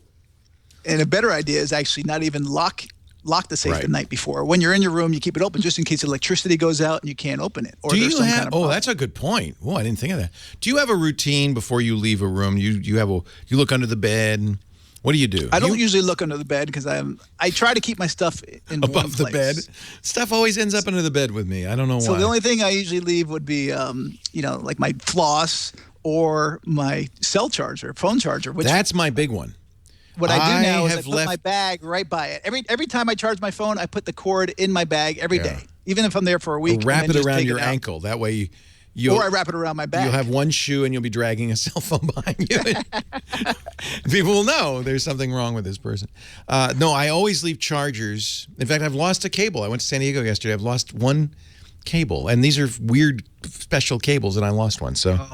It's always, but there's an ancillary tip that goes with that. If you don't have your charger, chances are very good the hotel does. Like a lot of them. What I was just about to say. Yeah. Always ask to say, hey, I've gotten so many chargers that way. Yeah. And they'll just say, hey, take it. I don't care. We got more. Especially if they have There'll be 12 more this morning. Don't worry. Without a doubt. Keep it. You're helping us. Without a doubt. JohnnyJet.com. That's the place to go for all of Johnny's great tips. At JohnnyJet on Twitter and Instagram. Thank you, Johnny. Safe travels. Have fun. Take care. I didn't ask you where you are today. I'm in Canada. Oh, yeah. You said that. You're with Natalie. Yeah. That's nice. I love to put your shoe in the safe. It's an old trick. That's hysterical. 8888 Ask Leo. That's the number to call. Jerry in Corona, California. Hi, Jerry. Yeah. Yeah. Me too. Oh, hey. I had a question about my laptop, my MacBook Pro computer. You're upset about George Clooney getting married, aren't you? Oh, yeah. I can hear it in your voice. Go ahead. Ask me about your laptop. I have a MacBook Pro I bought in 2013, February. And I bought it's the 13-inch, but I paid a lot of money for it. And I think the motherboard's bad. And I want to know, is it worth having Apple repair it? Or yeah. Apple's the only company that can. So even if you go to a third party, in order for them to repair it, they need to be a approved Apple repair place, because the only people who make that motherboard, and that's what they're going to do, is swap it out, are Apple. It's not like you can go some shade tree mechanic. He said, well, that's no problem. We'll just replace this resistor here. It should all be fine. Yeah. The whole they call it a logic board. The whole logic board has to be replaced. That's just the way Apple does it. Yeah. Okay. Well, that answers my question then. Yep, and I would no reason not to go to Apple. It's not like it's going to be cheaper anywhere else, and you know you get it done right. And most importantly, I think this is always the case, what you really care about is after-sales support and service. So if something goes wrong, you can bring it back. And there's nobody better than the Apple Store. They understand that, this is their reputation on the line. So it's very important to them. So that's absolutely where I would go. Sorry that happened to you. It's not too old. It's just old enough to be out of warranty. Unfortunately. Alan's coming up, West LA. He's got some questions about tablets and whether you can trust, and this is a great question, whether you can trust the reviews. Who do you trust when it comes to reviews? Alan, West LA, Leo Laporte, the tech guy. Hi, Alan. Leo, how are you? I am well. Carbonite customer, just to let you know. Thank you. Unsolicited testimonial. Always a good thing. So the first question is more the basic, is that we're trying to find a tablet for my children. They're teenagers. One's a teenager, one's a younger one. So looking at the Lenovo Yoga. But I have the bigger question. So I'm online. I'm looking at all these reviews. Who do I trust? And the background I'll give you is that years ago when I did audio, I know that the people who are real audiophiles didn't really like Consumer Reports. Yet I've looked at them. I've looked at these bestlaptopreviews.com. Not best laptop review. I do trust Consumer Reports for a couple of reasons. One, they don't take advertising. So there is never the issue of, is this an advertiser, is a conflict of interest? I really like that model. And they are. I know these guys doggedly committed to good reviews. But, and this is always the case, it depends on the product. And in some areas, they're less expert than others. Audiophiles, perhaps, don't like Consumer Reports because they kind of review something from a more normal Joe point of view, and they don't maybe share the audiophile's interest. Yeah. Similarly, technology people, and I'll include myself, have often not liked their computer reviews in the past because they maybe don't share our worldview, perhaps, or our expertise. I think I wouldn't trust any one source. I would absolutely consult Consumer Reports if you have a subscription. Mm-hmm. I trust them for a lot of things. I mean, I mostly trust them for appliances, cars, things where they have the questionnaires and large, they have a big information flow from their subscribers as well as their testers. I think they're very, very reliable, very high integrity. I would trust them less so maybe on tablets, but at least get their review. Where's a great place? It's free is Amazon. Ah, okay. The thing about Amazon, and this is true of all crowdsourced reviews, Yelp, Amazon, things like that, is you want to strike off the ones that are obviously competitors. Mm-hmm. Or obviously, disgruntled people. There's always going to be somebody who has a problem with any technology. Nothing's perfect. And you'll read that one. This is the worst thing. It didn't work 3 days in. And so you can ignore the 3 days in, I had to send it back thing, because that's going to happen with a small percentage of devices. If you saw 10 of them, do not ignore it. So you use your critical thinking, you read as many reviews as you can, and I think Amazon's great for something like that because if there are a lot of reviews, if there's 2 or 3, it's less useful. But if there are a lot of reviews, that's a very useful place to gauge the temperature, to kind of get a sense of what people are generally thinking about. I find it very, very valuable. I will not buy something without reading the Amazon reviews first. So what about things like the CNETs and these and things like that claim that they're the best laptop reviews or best tablet reviews? If it's a big company, mm-hmm. a CNET, PC Magazine, Verge, and Gadget, those are fairly trustworthy. Those reviewers are accomplished. But again, read the review carefully because they can make mistakes. Got it. And again, take an aggregate. There are also companies, I'm not going to say any particular names, but they're there really to make money from advertising, and they don't have good reviewers, and their quality is less, and they even may be suspect in terms of integrity. So go with the bigger publishers. The New York Times you can trust. Got it. Stuff like that. And really don't trust just one review. You'll get a sense if you read enough reviews. Now, one thing you might want to look at, Amazon has a new deal on their Kindle for kids where they'll replace it even if the kid breaks it for 2 years. How old's the youngest? Youngest is 10. Yeah, no, it'd be more like for a 6-year-old. Okay. The kid that throws the thing. A 10-year-old's going to... No, I can only see him throwing it at his brother. That's the only thing. So the more basic question then is, we're looking to spend about $350 on a tablet. Is that realistic at all? Or sure. You're going to get you're not going to get Windows probably. You're going to get Android, right? Mm-hmm, right. You can get Windows at that price, but I would get an Android. I think you're going to save money and get better quality. Anything in particular? I'm a fan of the Google products, the Nexus tablets.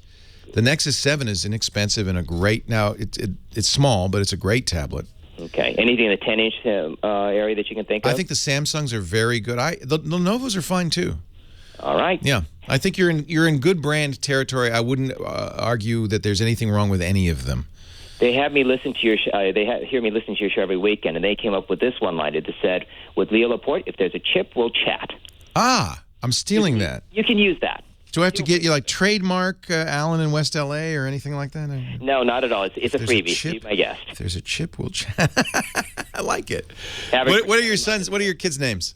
They're Peter and Andrew. Thank you, Peter and Andrew. All right. You have a good time in London. Take care. Thank you. I appreciate it.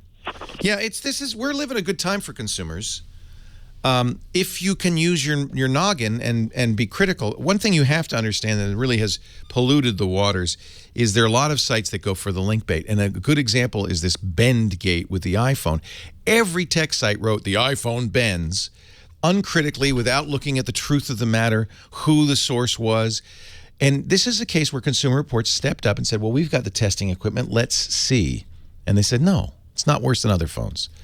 And frankly, the problem is companies, these big tech blogs included, make money, not me, but these big tech blogs make money by getting you to click the link and reading the article. And they, in many cases, unfortunately, seem to care more about you clicking the link than anything else. So they write headlines that'll grab you, that make you click, that are maybe misrepresentative, like the iPhone has a bending problem. The iPhone has a bending perception problem, I'll grant you that, but that doesn't get clicks. So we do have to be a little more careful than we used to be. Leo Laporte, the tech guy. And do not recharge your iPhone by putting it in the microwave. People actually been doing that. It's just crazy. Yeah, I think 12 hours on any phone is not enough for me. But, you know, it's so new that I can't say it's 12 hours yet. Usually I like to wait a week because, you know, when you first get it, you use it more, you're installing stuff. Currently, GSAM, which is what I use, is saying 12 hours, 16 minutes battery life. With and this is average per complete charge, and screen on 2 hours, 46 minutes. Currently, I took it off the charger this morning at 7. We've used about half in 5.5 hours. See, that's not enough for me. So what I want it to do is I want to get up in the morning in London and unplug the phone and have it work till I go to bed that night, and that's 16 hours. So, a little disappointed in terms of the battery life. If it had better battery life, this would be the perfect phone for me. But I should check out the new dialer contact list called Ready Contact List. All right, I will. I'm pretty happy with the Android dialer contact list, I have to say. So much better, frankly, than the iPhone. So these are favorites. You can select favorites. You also get recents. I do like, though, in iOS 8, the new, if you double tap, you get recent apps, but also recent texts and calling. That's nice. And this will, I don't use this for a phone, so it's not very big, but this will extend all the way out. That's really nicely done in iOS 8. They're just very different. And I think it's more preference, matter of preference at this point than anything else.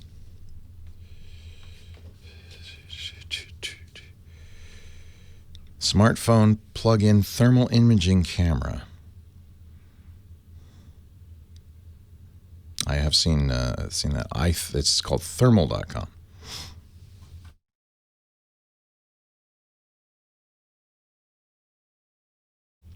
Oh yeah, I wasn't going to stay with iOS. I'm not an iOS fan. For instance, somebody said, well, how do you get the time so big on your screen? That's called Android. I would miss widgets so terribly. Basically, iOS looks like this. You know, it's a grid of apps and folders. And that's it. And what I found with iOS is I had to launch apps to do anything. But with Android, because that's my calendar, to-do list, these are recent calls and messages. Here's the New York Times headlines. Here's a Google Newsstand. Here's my Audible book. You know, to play it, I just press play. Here's Sonos. This doesn't work here, but at home that shows up. Amazon and Google Music. Plus, I can have multiple items in the dock, which I really like. I just feel like this is much more functional for me. And again, I want to say for me.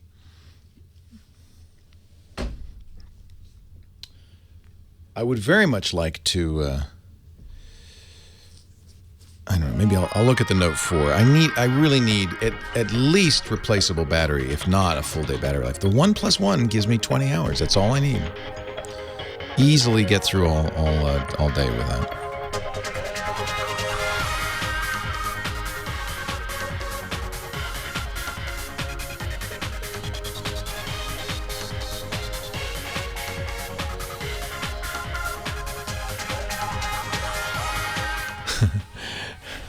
Well, hey, how are you today? Hour 3 of the Tech Guy Show.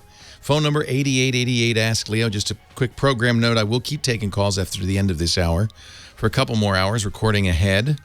So if you would, if you have a hard time getting in during the live show, please keep those calls coming in at 8888 Ask Leo. I'll continue for at least another 2 or 3 hours after the show is over. 8888 Ask Leo.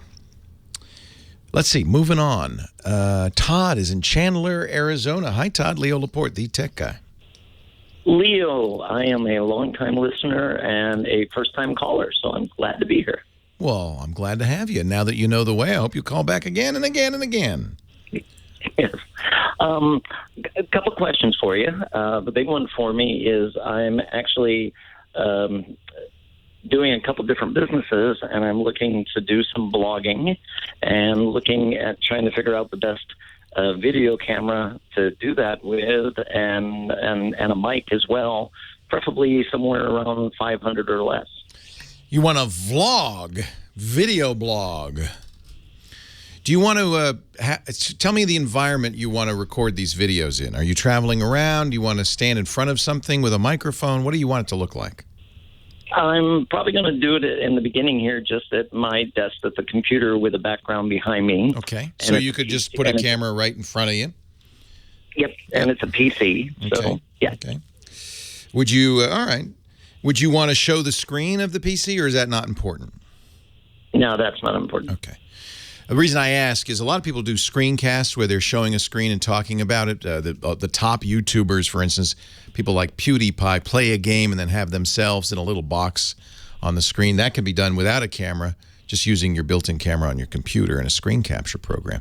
But if you have a set, in effect, and you want to sit there and you want to have a microphone, do you care if you can see the microphone, or do you want it to be a lapel mic? It doesn't matter. I mean, I could always prop it up on the desk, point it at me, or you could definitely go on Nowadays, my recommendation, I don't generally tell people to buy a camcorder. You might be an exception because you might be willing to spend the money for a camcorder and just use it as a camcorder. But almost all cameras now still cameras have very, very good video quality, video recording, at least as good as a standalone camcorder. So if you wanted to have a still camera as well, a point-and-shoot camera as well, there are a lot of good choices there that are, around $300 or $400. Now, what you want, though, is very important in a camcorder or a still camera, is a microphone jack, and this is not universally available. It's usually a little mini jack that you can plug into. All the DSLRs, the bigger cameras, have these, like the Canon 5D and the Sony A7, which I use. They all have little mini jacks for a microphone. In that case, you would get a microphone that is designed to work with the mini jack. It can have a long wire on it. Do go wired, don't go wireless. A, it costs a lot more, and B, technically, it's much more difficult to do well. So just get a wired mic. Nobody's going to see it. You just run it under the desk, clip it onto your shirt. That's called a lavalier, the clip-on mics. They're small, but they're good. They sound good. And people are used to them on video. That's what most TV shows use, is lavalier mics. You could certainly spend a lot more, but in your budget, I think a point-and-shoot camera with a mini jack and a lavalier mic would probably be the best way to do it. And I think you can keep to the $500 price range. Absolutely. Any brand you recommend?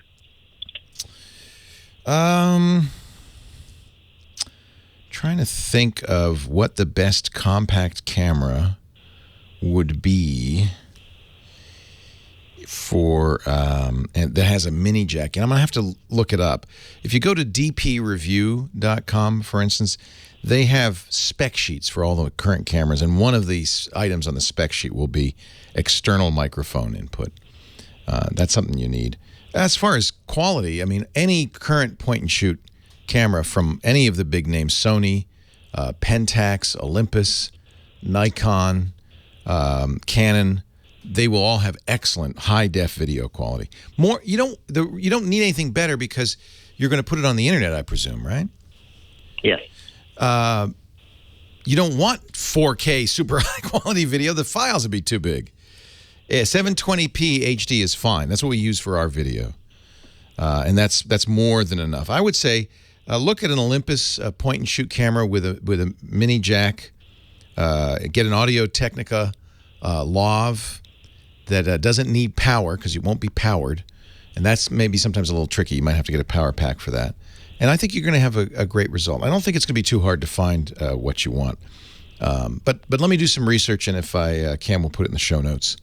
A list of cameras that have the key is the audio input, because you really do want to have it.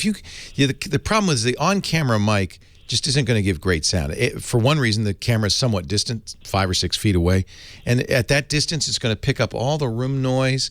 But worse than that, it's not just like things happening in the room; it's kind of an echoey tone from the room, from your voice echoing in the room. You don't hear it; we tune it out. But boy, when you put a microphone in a room at a distance of a few feet from the speaker, you'll get all the room sound, and it's just really annoying.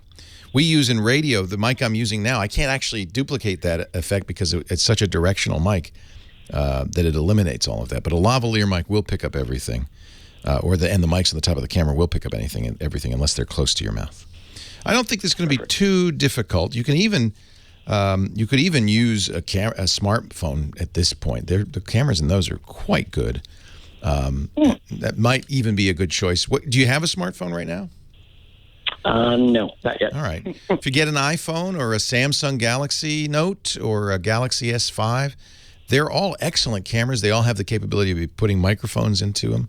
That'd be more than enough. Then you kill 3 birds with one stone. You've got a still camera, a video camera, and of course you've got a phone. It's one of the reasons smartphones are so popular. They're really in one device in your pocket that does everything.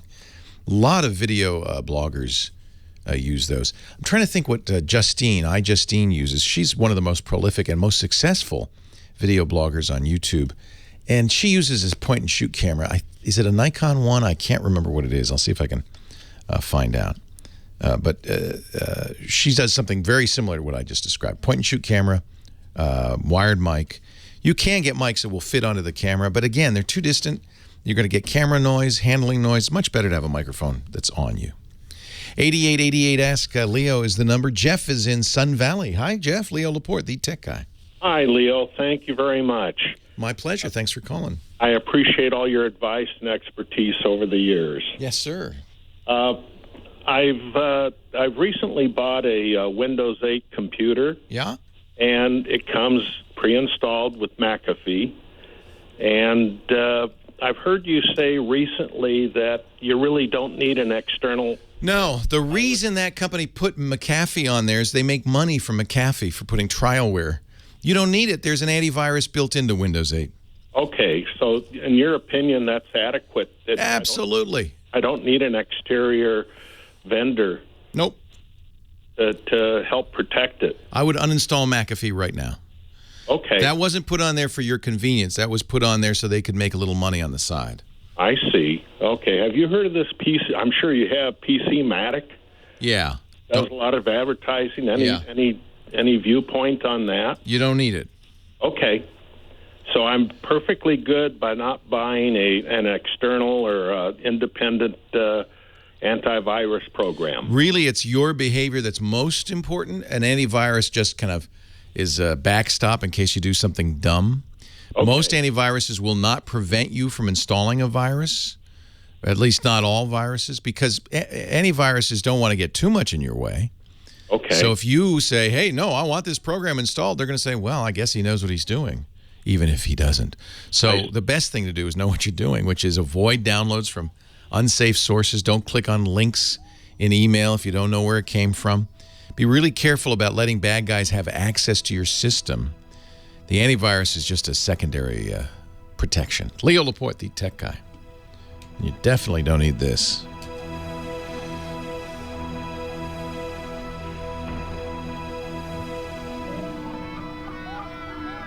That's junk. That's junkware. No need at all. Leo Laporte, the tech guy. I thought so. I go to the store and the grocery checkout lady's wearing Halloween ears. I don't know. Is there such a thing as Halloween ears? But it's what she was wearing. It was like pumpkins and stuff. And I thought, what? It's not even October. And then people in the chat room are saying, oh, yeah, we're getting our Christmas catalogs now. And then I remember, you're right. The Halloween costume catalogs were in August. It's crazy. Have they heard of this thing called the internet? You know, just stop sending me catalogs. I don't want paper.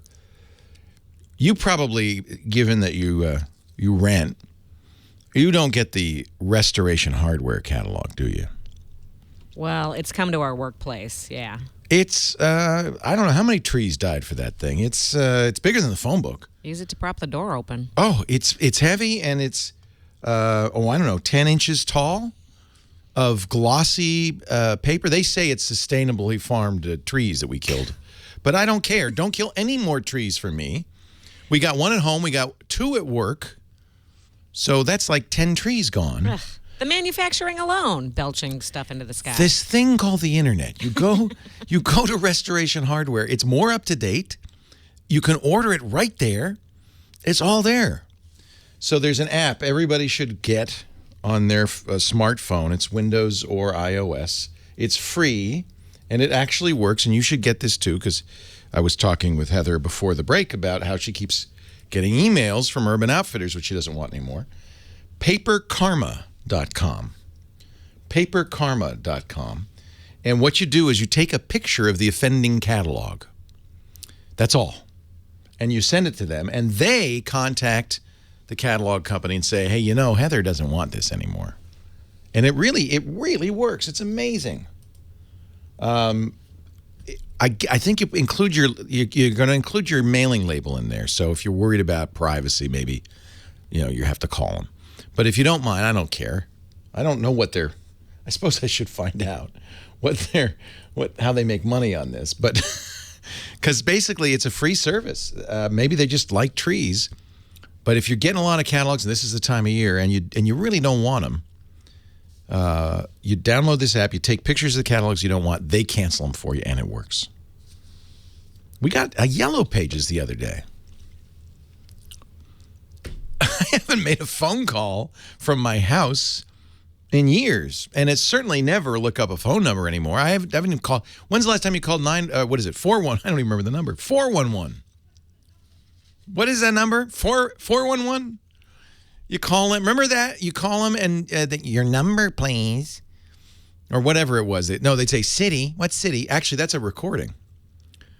My hairdresser, the one I go to every morning before the show, she used to be a 411 operator.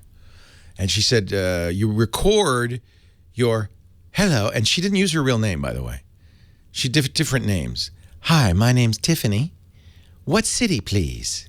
That's recorded. So every call comes in, hi, my name's Tiffany. What city, please? And then you say the city, and she hears that and then comes on live. Gives you I haven't done that in years. Can you still do that? Even if I'm out and about, which is when I would normally now use it, I still just go. I look it up. I look up the company on the internet. This thing called the internet. It's great. You ought to try it. Really works. Martin in Los Angeles. Leo Laporte, the tech guy. Hi, Martin. Hey. Hey. Hello. I'm here. Are you? You hear me okay? I'm hearing you loud and clear.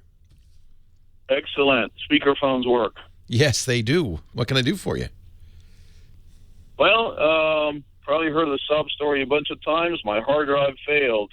I had a very unique situation. I actually have 2 backups of every single one of my hard drives, and I decided to do a little cleanup and move a bunch of files from one drive to another. I have 5 drives in my computer, so I decided, well, move pictures and a bunch of other things I don't normally touch all the time from one drive to the other.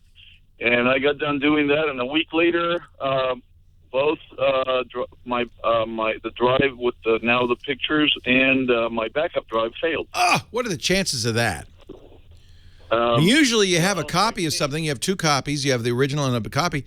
What are the chances both drives will fail? Very small. Very small, but it happened. There's more to the story. Our air conditioning failed, and we had really horrible high temperatures out here. So that's why the drives failed. They overheated. Yeah. I think so. I think so.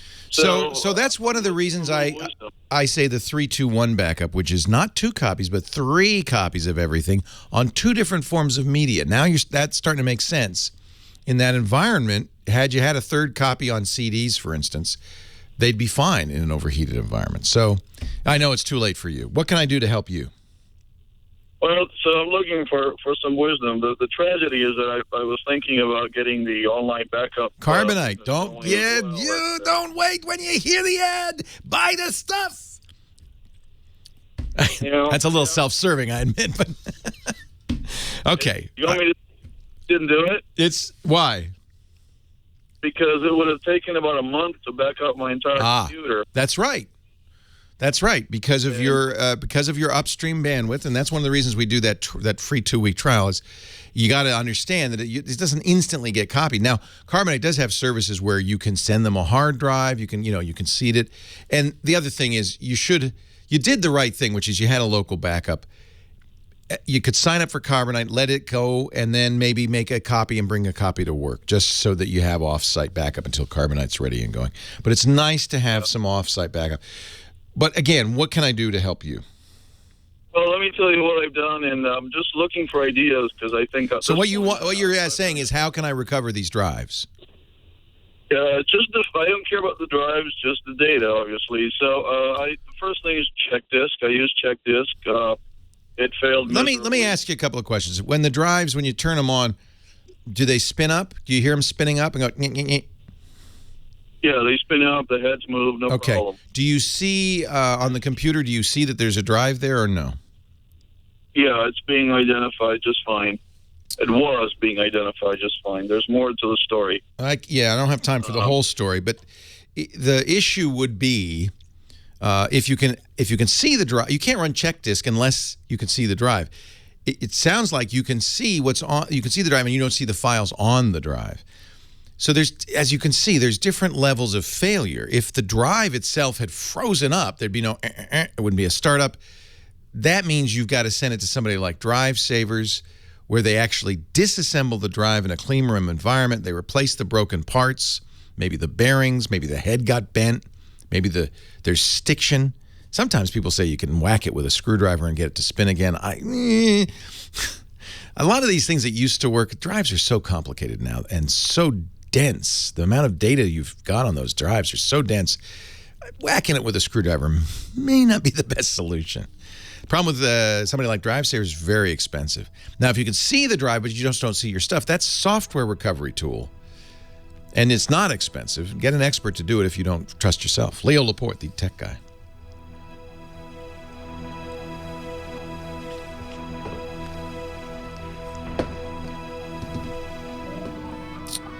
So I saw earlier, Loquacious, you had a question from a friend who said, how do I know what my phone number is on an iPhone?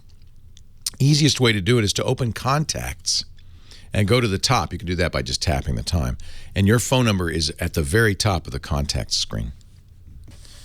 SpinRite is a solution for a very limited set of problems. And because it says it's $90, and I wouldn't recommend it. It won't work on certain kinds of situations. Had I had more time with the guy, I could have narrowed it perhaps down to a SpinRite situation. Here's what SpinRite is good for. here's what SpinRite does, and you can understand then what it's good for. What SpinRite does is it uses the BIOS interrupt to repeatedly read the drive without giving up. So it will only work on a drive which can be viewed by the computer, that you can actually see there's a drive there. It doesn't matter if you see data or not. In fact, SpinRite doesn't care what file system or anything. It just goes sector by sector and is more persistent than the operating system in reading a sector.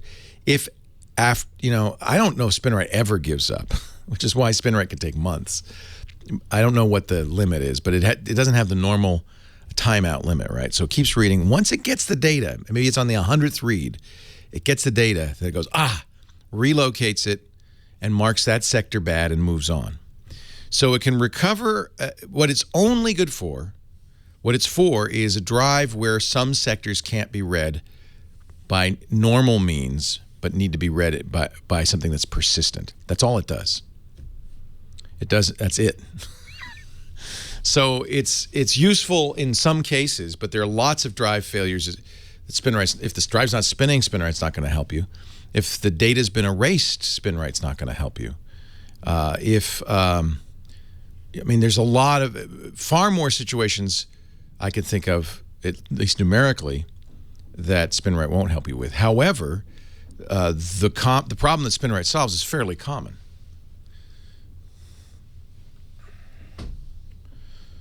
So I don't just kind of blanket recommend SpinRite, particularly since it's $90, which is the cost of a new drive. So SpinRite isn't exactly a data recovery solution. It is for a very narrow set of circumstances. Leo Laporte, the tech guy. Craig in Redondo Beach, California. You're next. Hi, Craig. Oh, my, it's you. Hi. Oh, it's me. Okay. This is my problem. I have I have many 4 terabyte hard drives, and I want to back them up because of Leo's admonition. Therefore, good. It's not just my admonition. All you have to do is listen to the show, and you'll hear people like our last caller, and you'll go, I don't want that to be me. Yeah. I don't want to be trying to figure out how I get my stuff back. Well, I'm hearing the bearing on one of my hard drives sort of make little humming noise, so I know I'm getting close to my problem that I don't want to face. So my bottom line is I backed up my first 4 terabyte data filled hard drive to a brand new nice 4 terabytes. So Good. 4 days later, it's almost done. And then while it's doing it, I'm doing other work on my PC. It took 4 days to copy?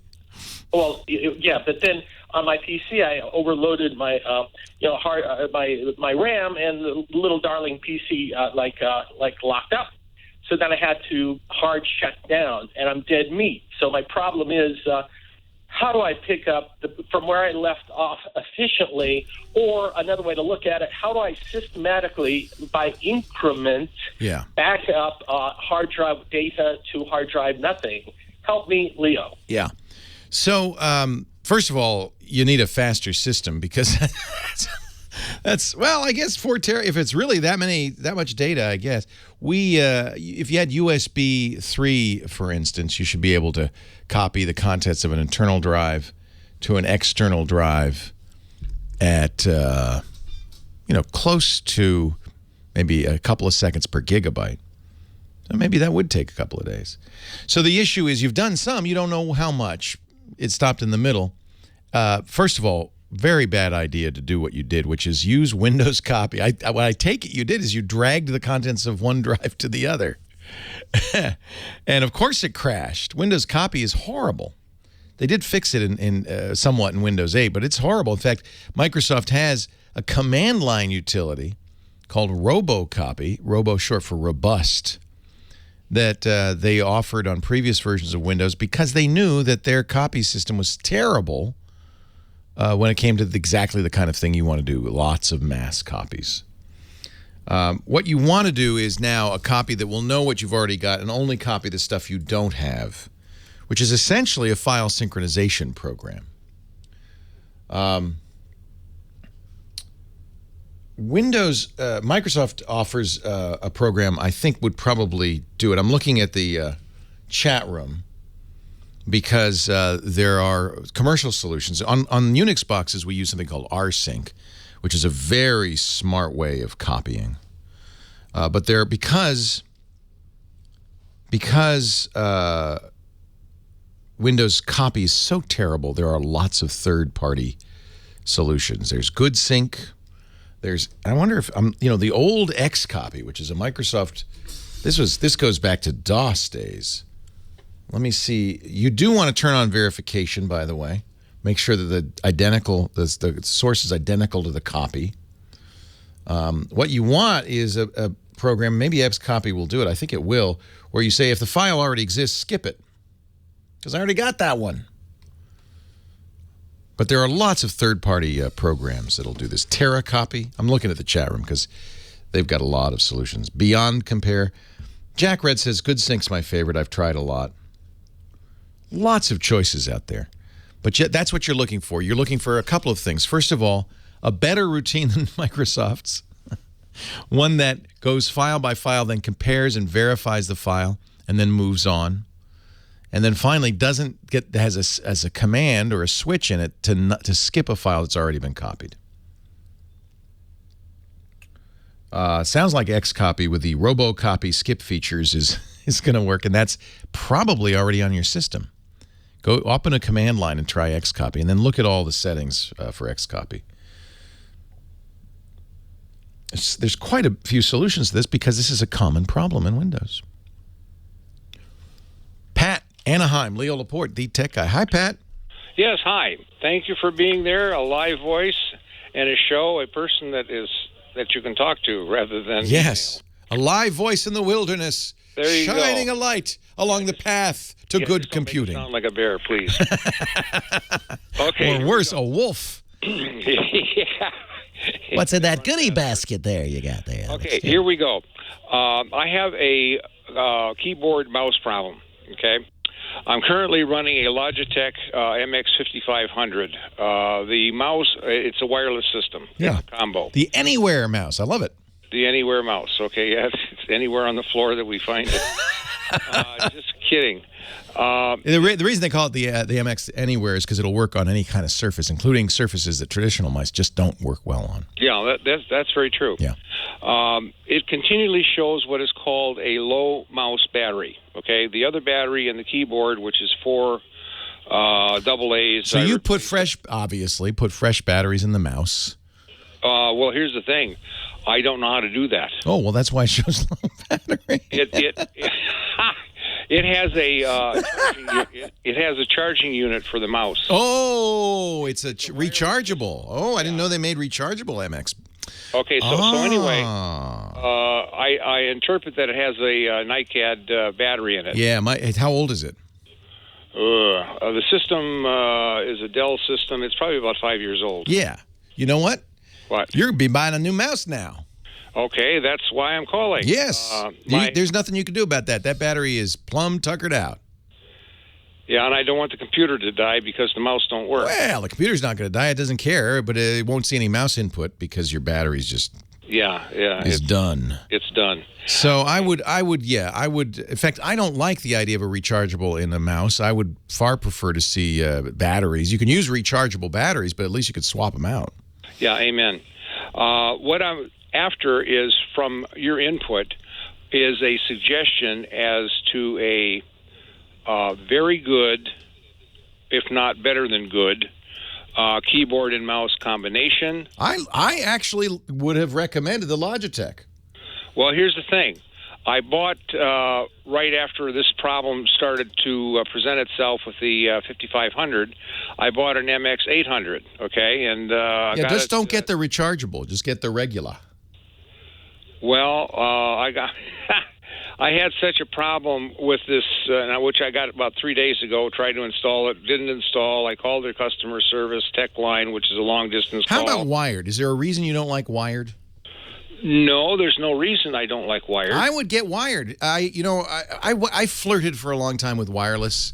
Yes. And the reason I went back to wired is the battery never dies.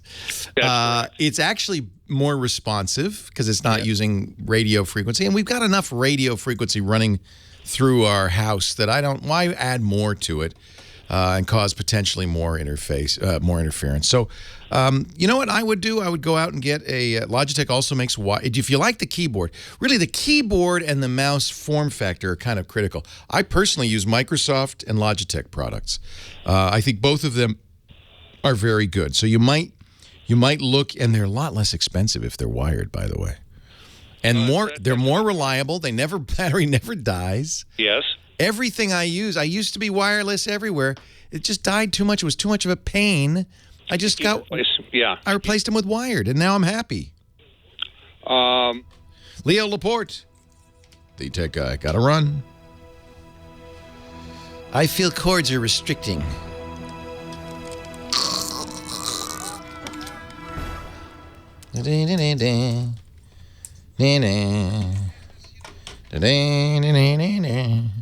In business, we're constantly collaborating, sharing files. What else are we doing? Yeah, well, that's the problem. Sending as an email attachment, not safe, not secure, and it's something we even tell people don't do it because it's how viruses get spread.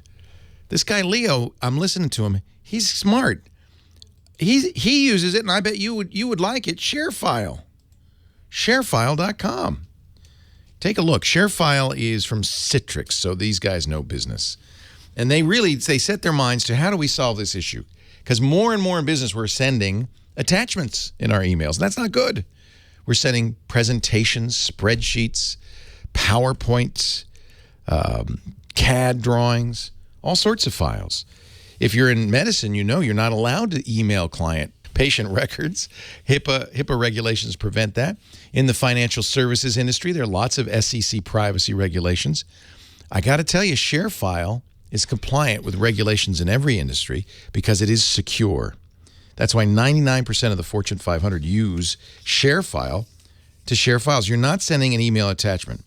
So it has so many benefits. First of all, it's safer because, people can open them and not worry about them.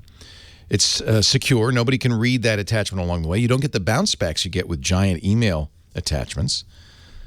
So it really solves the problem. And it does it in a way that everybody feels comfortable using it. Choose your industry and set up ShareFile today. Try it today. I think you're going to find it so much easier. It's how I share files with the radio shows. I control how long they can open it, how many people can open it, who can open it. I never lose control. It's easy for them. They just get a big button. And by the way, they get my branding.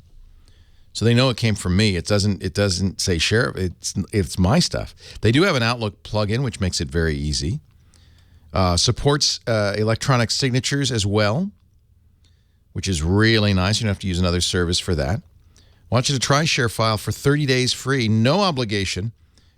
Go to sharefile.com, click the microphone at the top of the homepage, and you have to look for that because it's a special deal. It says podcast listeners. Click that microphone at the top of the homepage, and then make sure you use the offer code TECHGUY. Select your industry to customize it if you want. You don't have to, but it does help match the regulations in your industry. Sharefile.com. Click the microphone at the top of the homepage and enter TECHGUY for 30 days free. You'll love it. I do. I use it every day.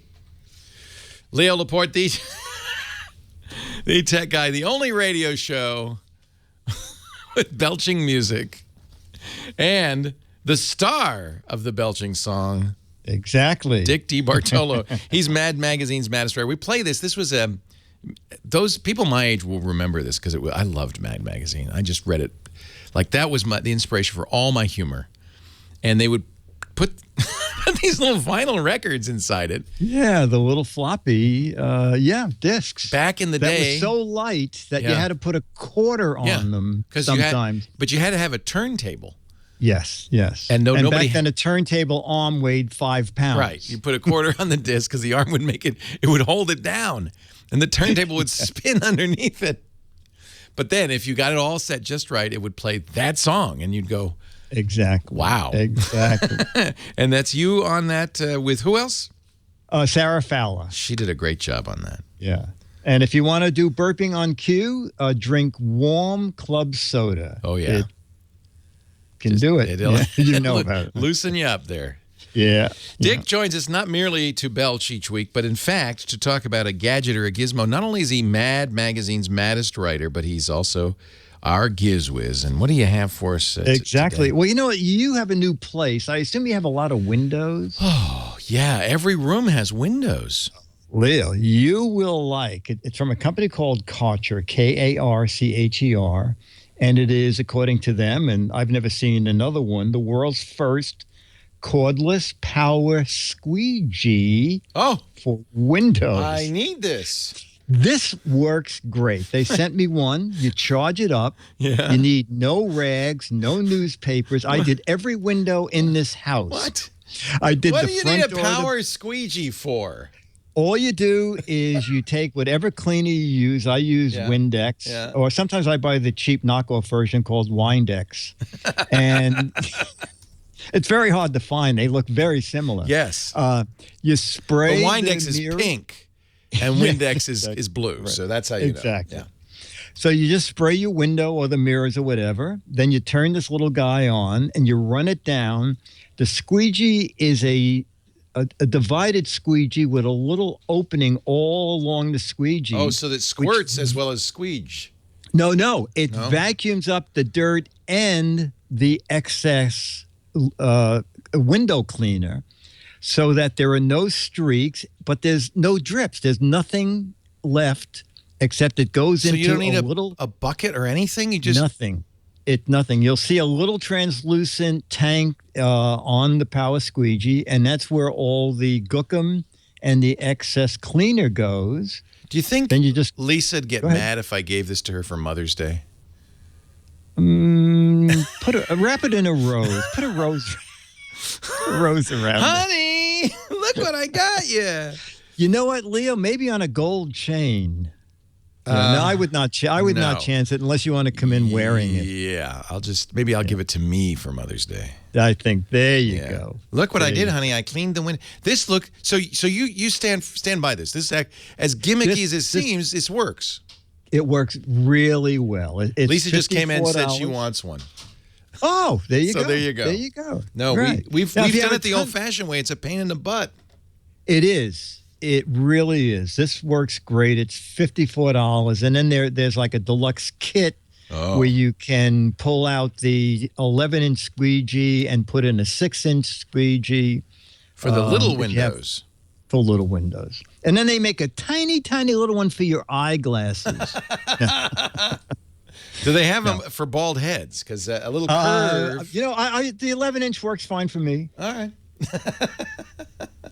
This is actually a product that sounds pretty cool. Yeah, it is pretty neat. It's got edge-to-edge suction. Yeah. And it cleans along any surface, eliminates streaks and drips. Now, is this the kit? I'm looking on Amazon.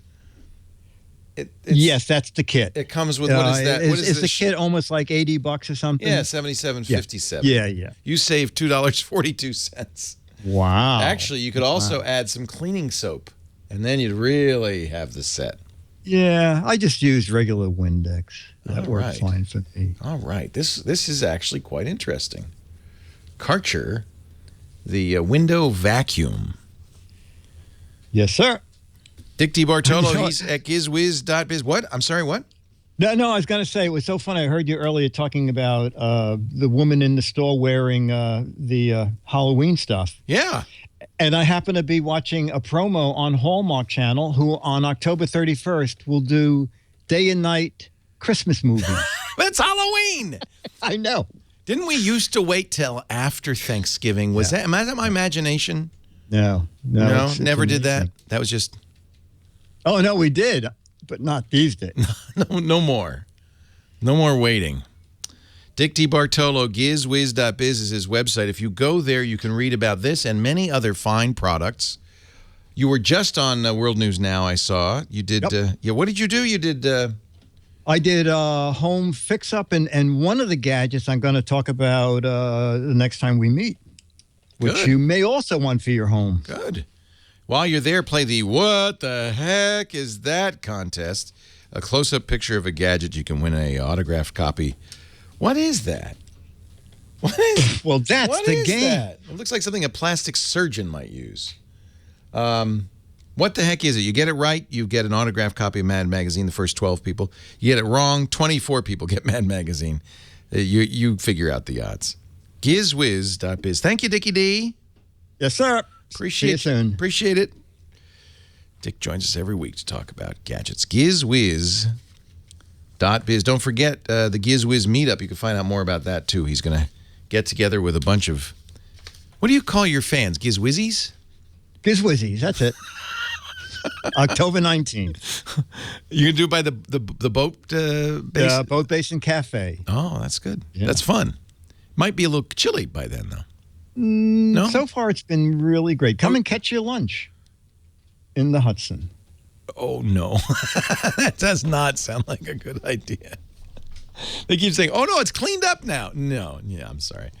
GizWiz.biz. We're going to go to Serbia. Why not? And Mitan. Hello, Mitan. Hello.